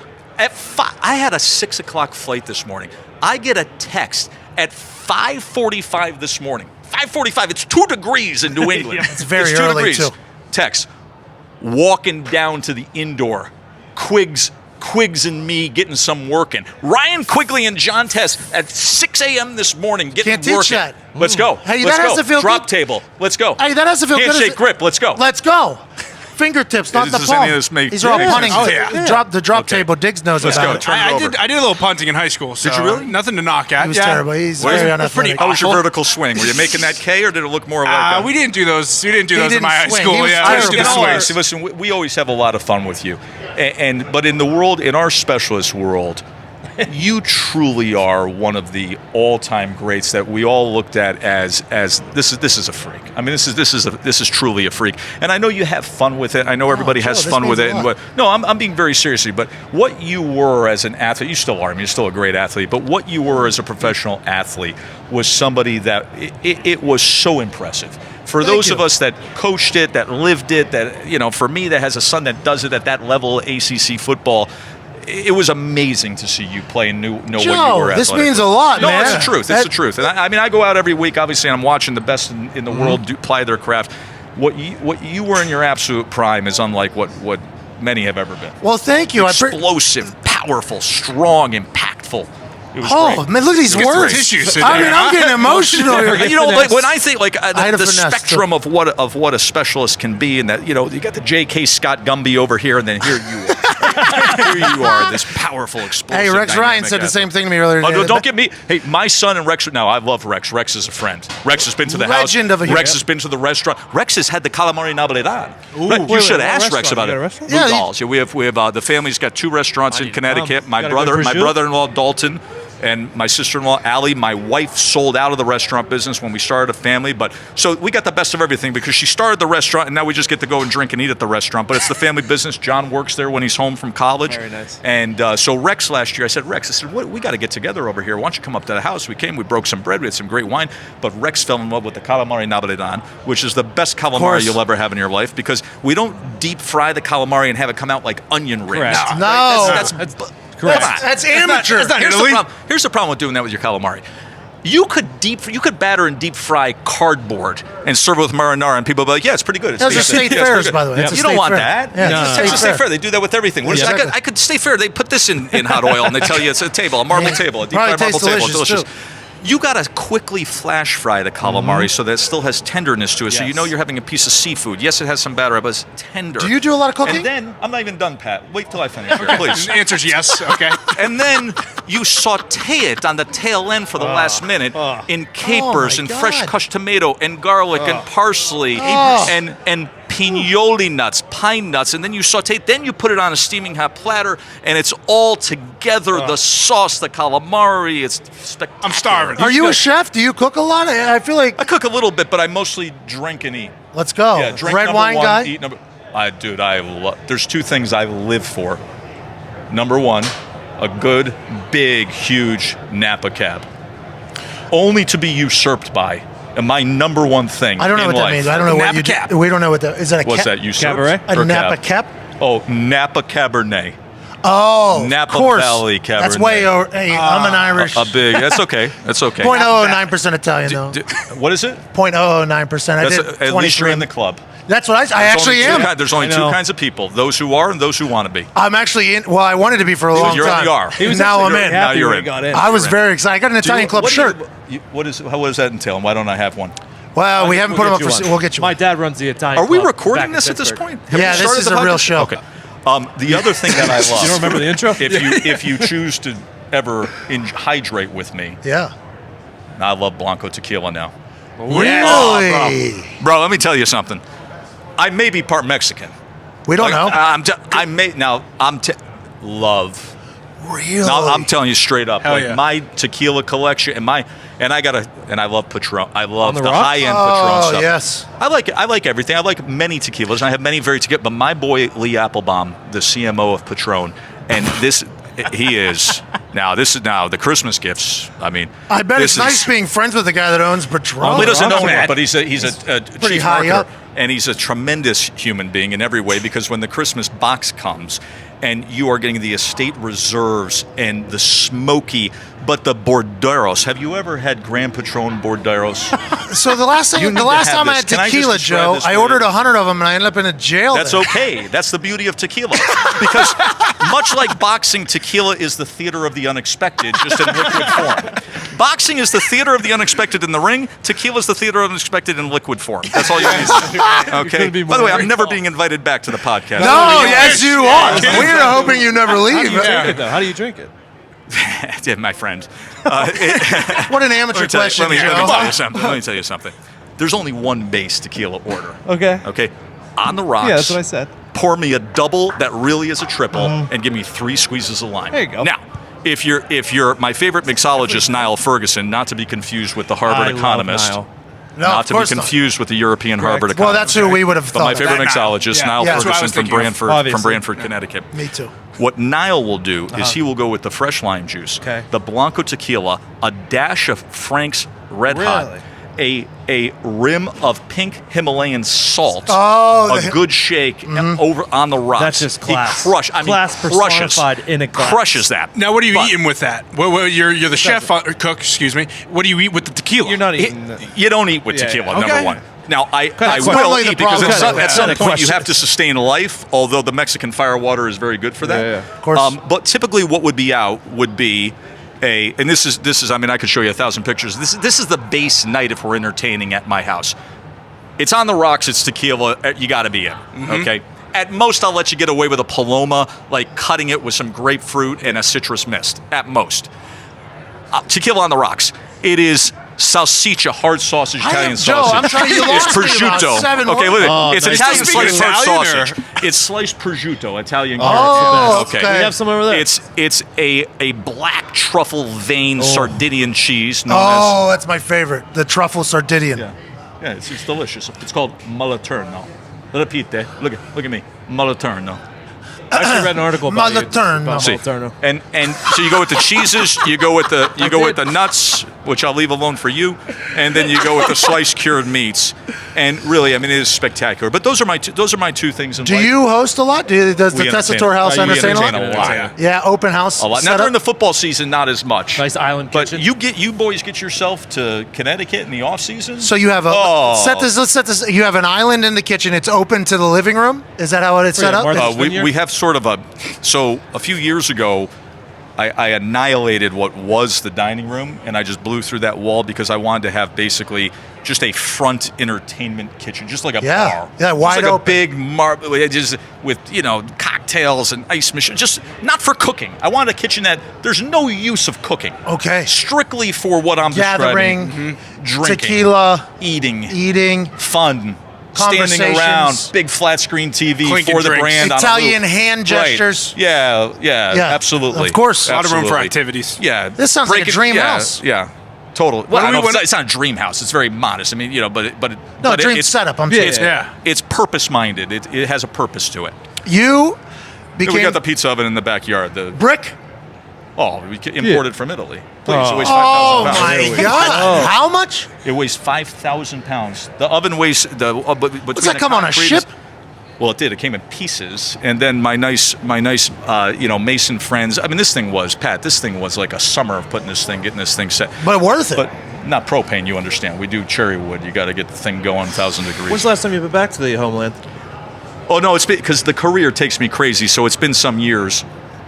I would say it's Get yourself to the 6, Amalfi 7 years. Coast. My It's mother very goes nice. back. Well, my mother grew up about a half an hour away from the Amalfi Coast, but we'll have to do that. We'll have to do a for the brand very trip nice. to Italy. We could go over there and find some good place kickers. I think we can find Tavecchio.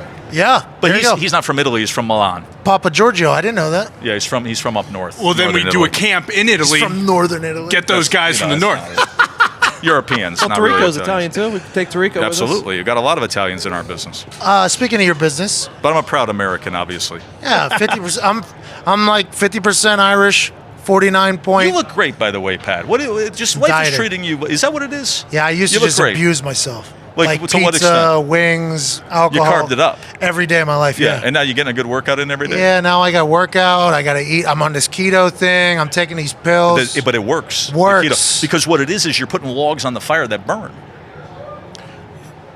Well, that's what it is. Your body is a That was a high five you heard in the No, background. but your body's a lot a of furnace, stuff. and if you put the logs on there and you keep that furnace just burning and burning, but you carb it up, you're putting a wet blanket on the furnace. It's true. It's 100% true. I don't even do cardio. I just eat. I just don't eat the carbs. Cardio's so overrated. I do Terrible. like 12 minutes of cardio. You know what it is? I'm going to tell you what it is. If you knock out a ton of push-ups every day, Herschel Walker. he was just here. Did you see him? I mean, I'm telling you. I swear by it. That's the truth, man. You got to blast the push-ups. Okay, so They're you're hard, though. you're a They man. are. It's the pain in the. You look good. You Oh, look you're very damn kind. I'm good. an old man, though. Yeah. I will say this: was Monday Night Football the dream? Yeah, bro. I mean, what am I supposed to sit there and lie to you? No, that's Super Bowl though. That's Super Bowl, right? That's No, like, obviously, if for we a had the Super- broadcaster. yes, but there's 4 big jobs in broadcasting football in our country, right? Thursday, Sunday. Right. Yeah, I mean, college, Nance Saturday. has one of them, right? Yep. Michaels is one of them. Buck has one of them, and then Wittenberg and I have one of them. We're very blessed in that. Hell yeah! So right? you get that opportunity to do that. Enjoy the process. Is it like an all-week study? Oh my like, God, it's every second of the week, Pat. Because you also do boxing and everything else. It's Yeah. like, Now how during the do football you, season, the only boxing I will do will The be Heisman. the big night of the Heisman. We do that big show at MSG with either Bud Crawford or Vasily Lomachenko, or like in past big Manny Pacquiao fight something. But so a Bud Crawford fight came in the middle of the football season when he had that big knockout on ESPN, and the next day I had to get up and do the Packers game. I had to fly to Green Bay, do meetings, do that game Monday night, and then Bud Crawford's a diehard Packers fan, so he actually flew up, went to that game too. Heisman weekend, I had to do the Lomachenko fight at Madison Square Garden, that great knockout he had. incredible. That It whole was place. That 11th round was unbelievable. That whole place was 11th round electric. and then I had to fly out and do Vikings at Seattle. So those are complicated weekends. But what makes them really complicated is that the amount of prep it takes to do Monday Night Football, at least the way I do, like a jackass. I mean, I grind. I mean, No, I you're got to know prepared. I grind. And so those are challenges, but there's only a couple of those during the football season. Now, this weekend, we do have championship fights in Dallas on Saturday night. I have the Super Bowl. Wittenberger and I are doing the international English feed. So if you're in Australia or New Zealand, an expat, So you're calling the Super Bowl? we are calling the Super Bowl. go. Oh, there you go. There we Yeah, Hey, it's an cheers honor. to you, Yeah, man. Thank you. So You called now, the national listen, championship, too. you're not going to hear it unless you're in Sydney or Melbourne or. There's a lot of people New over Zealand. there. Yeah, but Good punters. But Great a lot of- punters. Hey, you should Nathan. give love. Oh, yeah. Nathan, just giving Nathan some love over here. Hey, Pro you- Kick Academy. Now you know we're Coles guys, though. We don't. We promote Pro Jamie Kick Cole. Australia is not bad though. They're pretty good. They're doing a lot of I've good talked work. to them. Yeah, They're doing good work. I don't love the bastardization in the college game. I don't love it. But my respect. We're going to get that ball off. Our ops time is going to be 1.95. We're going to do it the right way. The college game. Hey, Is, What did you- look at all these stats he just dropped? Do you call Under a two college or it's game blocked? different than the NFL game? What's that? Do you call a college game differently than an NFL Yes, game? a bit, because in the NFL, you understand that the daily narratives are consumed by the country all the time. You don't have to educate the viewer much on who these people are or the backstories of the event. When you do college football, it's a standalone event, an individual. At least the games that I was doing with Todd Blackledge, the big SEC games or the big, Big Ten games, where it was this special standalone one-off event where it's introducing people to some new faces and the pageantry of it all. Listen, we know the NFL narratives day in and day out. It's a continuous soap opera that's 365 days a year, so you're really properly documenting the game, but making it just the next chapter in the day of the NFL, right? Even though Monday Night Football is a standalone deal, Sunday Night Football is a standalone deal, you better know the league inside and out. Yeah, because you can't trigger something. Because nowadays, especially with social media, you can trigger Hey, anything. dude, I watched your highlights from your broadcast. Come on, Joe. What you think? Oh, I was so busy, but I was like, I got to get a piece of this. So I was on Twitter. I was on the line. I was trying to watch as much as I could. I thought you were unique. Hey, hey. No, here's what I thought. Come on. That's the responses I've gotten from the network. Here's what I thought. I'm going to be honest with you. I think. This goddamn wicker is getting your. Can somebody go to Home Depot, please? This is unbelievable here. Number one, great TV is sincere TV, and it's authentic TV. There's nothing more I hate than fake television. So you were completely authentic. When there was the fake, it was my dream. I said, Pat's on a game, and there's a fake. I appreciate and it. you crushed it. Thank crushed you. It. So I am often criticized because I'm a passion-based, intense broadcaster, and I don't fall in line with being your cookie-cutter kind of generic. I try to just give a respectful, documented call, but I can't help it sometimes if my passion, my intensity comes through my call. For you, it's unbridled, right? It's so pure and it's so authentic, and I have a great desire to hear more of that. Now, hey, the average American consuming the NFL, where they've been conditioned to something in these rigid lines and these borders for decade after decade, I can't tell you what they think. I have a feeling what they think. I love you. I really do. That means a lot. There's a bias involved here, and obviously, but I hope you liked it, and I hope you understand kind of all that goes into it. I understand we had a wardrobe issue. Yeah, I don't know how to tie a tie. We had a wardrobe issue. I had to wear a scarf. There's a lot of things, man. We had a lot of issues with. There was a lot. The polish of TV wasn't necessarily for you. It's not my thing. We'll get there. There's a lot of. Can we get a McAfee mobile on Monday night? Or Would what? that be good? The McAfee mobile? Yeah. Down on because it'd be on the That thing end is, zones. That would be crazy with him. Who's special teams correspondent over here? Put me on the Do you drone. If Pat and I were ever on Monday Night Football together, it would be 30% special teams Hey, talk. And it was, there's a lot to talk really about. Breaking down everything, man. Joe, I appreciate you. We got to get you on a golf club so you can do this charity thing. I'm sorry. Did we? I'm still not sure we started this. Did we? No, we haven't started. We'll start here in a Are we doing second. Super Bowl Ladies predictions and at all? gentlemen, Did we talk football at welcome all? to Atlanta with Joe Tessitore. And that's the show. Have a great That one. was awesome, Hey, Paisan. Molto piacere, grazie. Hey, caponare. Calamari at the party. Hey, I didn't know he was that fucking Italian. I had no idea. He's got so much energy too. Bro, he was awesome. He was awesome. I've said this a couple times since we got back, but I don't know why ESPN doesn't let him act like he was acting at Topgolf in the booth. Bro, you got to get on. He took his shirt off at one point. Yeah. He didn't want to leave Topgolf either. He's there for 3 hours. Oh, yeah. His kid for the brand. I mean, I love Joe Tessitore. He's the man. Big fan of his. Very thankful he joined us. Cool guy. I think that's what I'm learning. The more people I meet, the more I realize everybody's pretty cool people. They're just trying to do their thing. Yep. Joe Tessitore was a first-class human being. Very, very thankful for him coming. This next guy is going to inspire the shit out of you. I'm telling you this. Joining us now is a man that is inspirational, an incredible athlete, a Pittsburgh Steeler. The story back to the gridiron is going to be one that people are going to talk about hundreds and hundreds of years from now in the game of football. Ohio State All-American, Pro Bowler in the NFL, linebacker, Ryan Shazier. Ryan. Yeah, thank you. Right now, you're in the process of bouncing back after the very unfortunate injury that happened. Was it his spine, neck? What exactly was it? So it was a spinal contusion. Spine concussion. It was a spinal concussion. So basically, like, you know, when guys get concussions on the head, I pretty much got it on my spine. So it's pretty much like a bruise on your spine, and it kind of limit the nerves that run down to the rest of your body. So you come into the NFL. You're this incredibly fast linebacker. You cover sideline to sideline. You make a couple Pro Bowls. Everything is going good. And then the hit happens. Yeah, man. And did you know immediately that something... Yeah, immediately I knew something was wrong. So I hit a guy. I turned over. I kind of blacked out for like a tad second. It wasn't nothing crazy. And then I tried to move and I couldn't move. And I felt like kind of a burning sensation in my back. And I was just like, man, this isn't right. And I just y'all come. Because you see guys like, for instance, I was teammates with Austin Collie. He got laid out in Philadelphia. He wasn't moving on the field, and the entire place, you could hear a pin drop. Everybody's heart drops.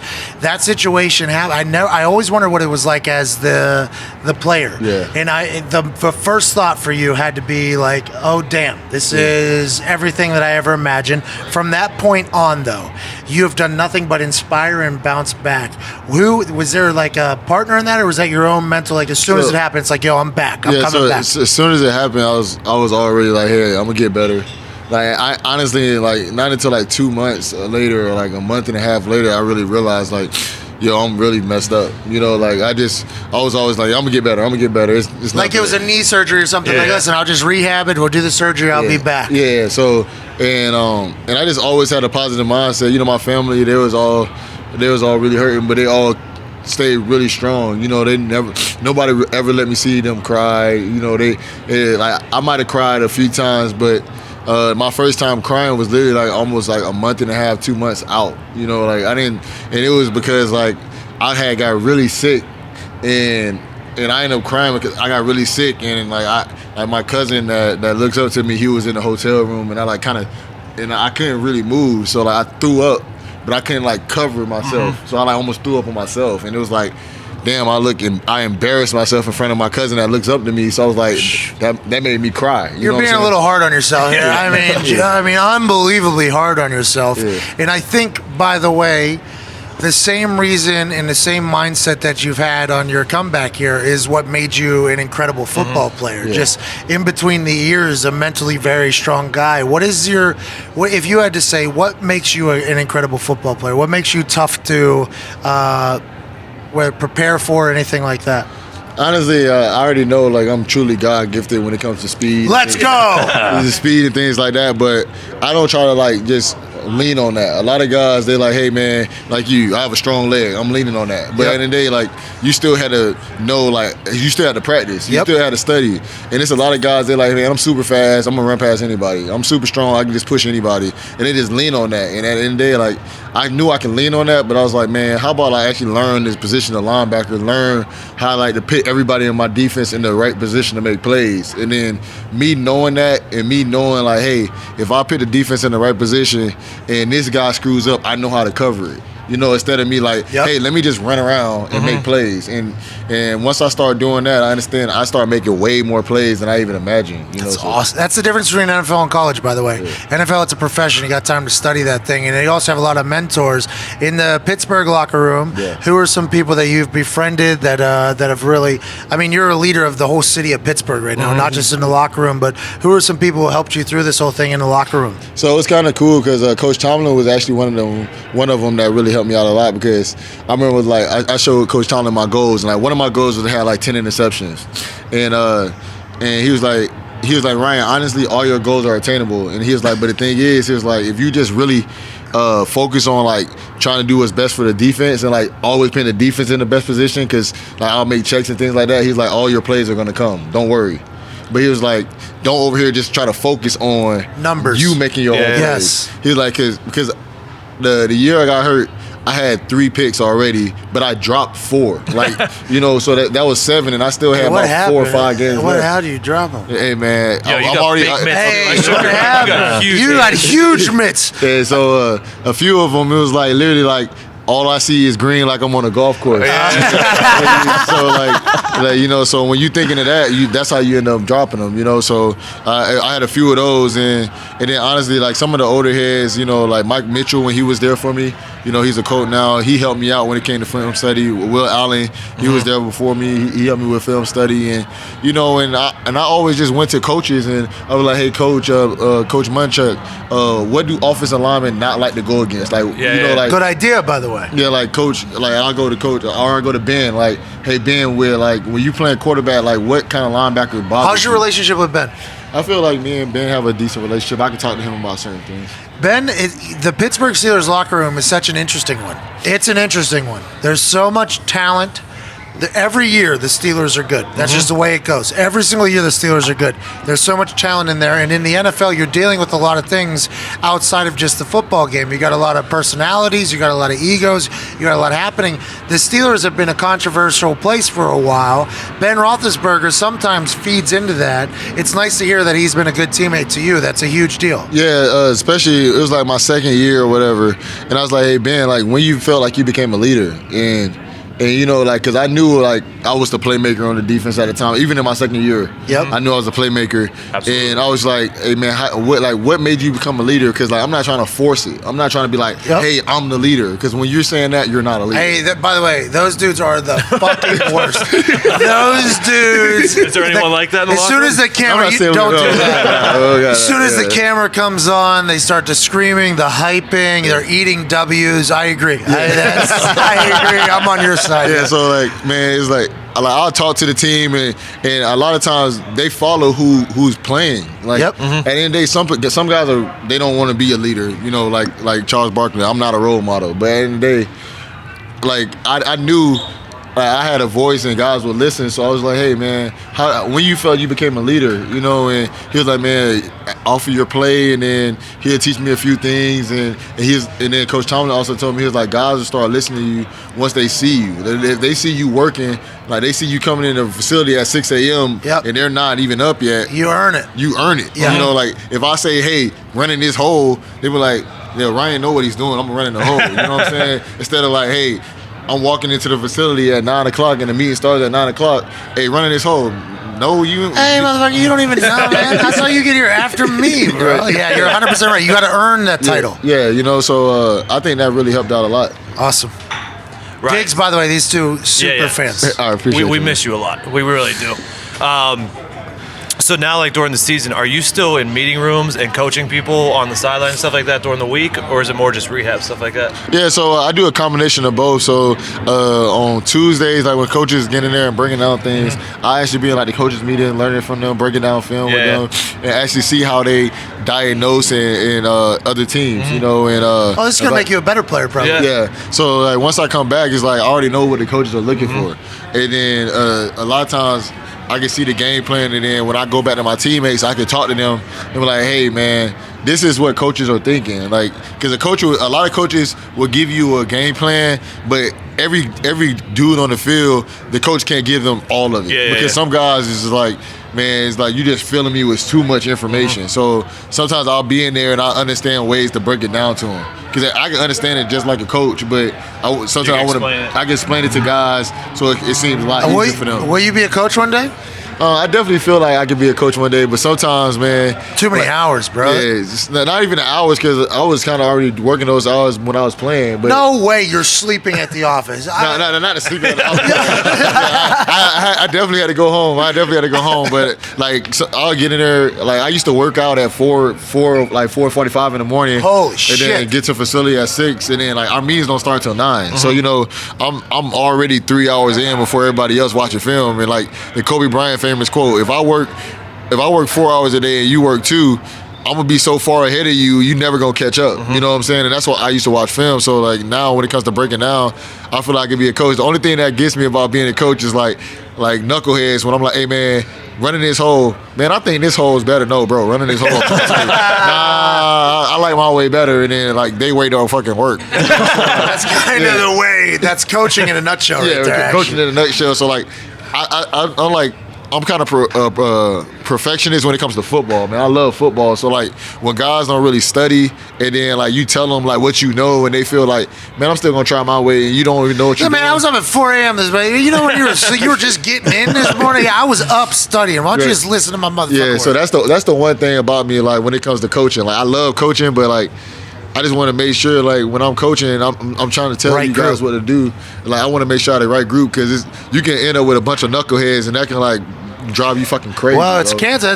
That's literally a cancer to the locker room is whenever you have people that don't want to listen to things. I mean, that's literally the way things go. Good group is something that isn't talked about enough. Is anyone giving you a hard time now that you're on both sides of the ball? You've played, you're coaching now. You try and give some guys advice. Does anyone give you a hard time? Even jokingly, just like some guys don't like. You see, like Vince giving you a hard time. Yeah, Vince don't give me a hard time. He definitely listens, but at the end of the day, it's just like, for instance, like you'll tell a guy, hey, don't look at the receivers. Like try to read the quarterback a little bit. And then like this quarterback, for instance, he's gonna lick you off. But at the end of the day, he's not actually going there. Like his first read, he's gonna go over here, but he's always coming back over here. And like some of them, like they'll constantly just look at the receiver, and I'm like, hey, bro, all right. You don't want to catch a pick. So like, I'll just do that type of stuff, or like I'll be like, hey, let's hit the jugs, you know. And did you see in Cleveland that's a punishment to go get extra catches? You probably didn't see it. Hard Knocks, Hugh Jackson. That's a punishment. How's that punishment? I knew all that I needed to know about the way that Cleveland Browns team was running. Whenever they said, "All right, time to punish a guy." You got to go catch 30 only balls. Like 30 jugs too. 30 balls on the jugs. I'm like, yo, that is not a punishment. That's not a punishment. Like, you know, I play linebacker, and every day I usually hit the jugs like hell yeah. At least 30 balls. You know, like I'm not catching 100 balls. I'm not AB. You know what I'm saying? But at the end of the day, like I catch 30 balls, and then guys are like, man, if you can catch, you can catch. I'm like, all right, bro, all right, go out there and catch. All right, I haven't seen you catch this many picks. Like. You know, and you had 10 picks on your mind too. You got to get those hands. AB's new look? Yeah, I was about to ask. That mustache is wild. Yeah, hey, man. Honestly, you know, when you go to the Caribbean for a while, you run into some pirates. That's good. That's good. I think he needed to get away for a little bit. Yeah, I think him and his family had a good time. You know, and man, at the end of the day, like AB is my brother, so I just want him to be happy. Me too. And he's happy, man. So I'm cool with whatever dude he's rocking, man. Like, I mean, you want him to stay, right? Yeah, I definitely want him to stay. Yeah, I think anybody would want the best receiver. I definitely want him to stay, but hey, man, I want him to be happy. You know, so at the end of the day, if he's with us, he's with us. If he's not, he's not. But I want him to be happy. All right, so you have fur on right now and an iced out bracelet. For those that are listening, you can't see it. Know that it's one of the greatest accessories I've seen in a long time. When did you pull the trigger on this? Have you always been a jewelry guy? I had got some jewelry when I first got drafted, but I actually got this one my first Pro Bowl because it's like a gift to myself. Yeah, you deserved it. Hey, man, you deserve that. And then I got this jacket because when I was in goddamn Pittsburgh, it was negative 25. 2 days ago? Like 2 days ago. So when I flew here, I actually flew with this jacket. And I was like, hey, man, it might be a little cool wherever I go. Yeah, you do. Yeah, you look good. It looks thank good. What is the target date for? Are they giving you any responses like, hey, we think you'll be able to jog by this point. We think you'll be able to run by this point. Like, is there any of that right now? Or So I'm gonna be honest. Like when I first started, I didn't even think I would walk. You know, so you just walked your ass up these steps here too. You came in. I'm like, yo, this motherfucking guy. I can barely make it up those steps right now. Yeah, so they didn't think I could walk, but I've been going to my doctors and they saying like, Ryan, like you're passing every step we ask you to have, you pass it with flying colors. And they basically told me, hey, just keep working and we're gonna come back at this another date and we're gonna see where you're at. But they said just keep working on your strengthening, conditioning, and endurance. And the more your endurance get better, the more your conditioning gets better. And it's like, man, all doors are open. Like, let's go. Yeah, so Are you gonna keep signing 1-year deals? Is that how it was? Did you sign a 1-year deal this year? Or? So like my agent, because you have to be on the team or whatever. I have to be on the team, but yeah, my agent and the Steelers really haven't finalized nothing yet. So I just let them handle that for. Wait, are you gonna be a free agent? I'll break news. I will break news. Ryan Shazier is about to be a free agent. No, the Roonies aren't letting him get out. Well, I think this. I don't want to call it a break from playing, but it is kind of a break from playing. Your brain is going to be that of a vet, a super vet, because now you're into film. That's all. Whenever you can't do one thing, you obviously pick it up in another thing. So watching film and studying, as soon as your body's ready to go, I think you're going to be. I don't think there's going to be like does he still got it thing. I think you're going to be an even better player than ever. In hindsight, the story is going to be one where you become a better football player through this whole thing. Yeah, I definitely think it's going to make me a better player. And the moment I step back on the field, and I'm already going to evaluate and see what coaches are looking for and like what I was looking for. And the thing is, the way I've been watching film is going to allow me to take less steps. You know, like at the end of the day, I want to be 4'3" again. I told Coach Tom, I was like, I'm going to get healthy. And he was like, man, all you got to do is be like 4'6". I'm cool. and I was like, man, you never know. I might be like Rookie of the Year. I might be a 4'2" now. You know, you never know. Hey, so. And if you have to throw the floater at the end, just fucking get the job done there, bro. I got you. So thankful you stopped by. Your story is not only inspiring Pittsburgh, but everybody. Mm-hmm. It's really cool to watch you, man, because your climb to the top is not going to be an easy one. And I think everybody knows that.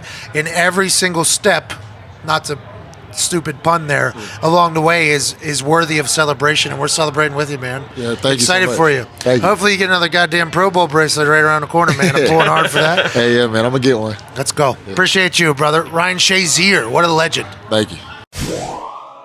Incredible story, man. Yeah. Nick and Diggs were getting all like starstruck when he walked in. Oh yeah. How about him walking in? By the way, we were at the fucking top of the steps. Just Couple walked stairs, right in. yeah, flights. Walked right over. Just a couple months after everybody was like, you're not gonna be able to walk again. Yeah, okay.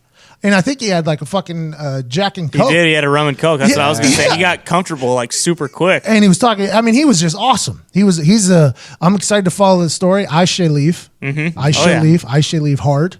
I'm excited to see him get it back on the field. It's going to be awesome. It's going to be a hell of a story one day. We're going to tell our kids about it one day. Mm-hmm. Yeah. Hey, we are. That's going to be something we're going to tell our kids one day. As you heard earlier, I'm not going to have mine for a long time. I got shit to do. Shout out Ryan Shazier. Shout out Joe Tessitore. Thank you all so much for listening. Hashtag Endgang. Hashtag Endgame. Let's send a picture of Italian food to Joe Tessitore. Nice. I think it's at Joe Tess ESPN. I'm not sure. Find it though. At me, at him. If any get Joe Tessitore to really, interact. Get a good pop out of him. Get a good pop out of Joe Tessitore. We'll give you a code for a percentage off from our new St. Patty's Day line that is launching tomorrow. We will have 20% off everything from tomorrow through Saturday at midnight. This is a contest. It's a competition amongst men in this office who can sell what shirt. These designs have been crafted for months and months. A lot of think tanking happened, and we think St. Patrick's Day is a massive photo post flex day. You're going to be taking pictures at the bars you go to. You're going to be taking pictures with your friends. You're going to be saying you're Irish for a day. You're going to do all these things. There's going to be a lot of pictures taken. Win Instagram, win your Twitter, win your Facebook, win the photo with the shirts that we have put together. We think they're pretty solid. We got a good lineup. And if you're watching the YouTube right now, yo, he is wearing one. I am wearing one right now. This one, I think, this one is one of my more proud. Fan favorite, probably. I think so. This one is a good one. It is a good one. No water needed. St. Patty's 2019. You know, this is my favorite, but we have probably, I think there's 15 options. So we got you. We're ready for it. We're excited for it. And we can't wait to see you crush on the internet St. Patrick's Day after you crush your liver, probably. It's on you, though. It's not on us. From all of us here at PMI, we thank you so much. Ty Schmidt, hit the motherfucking music.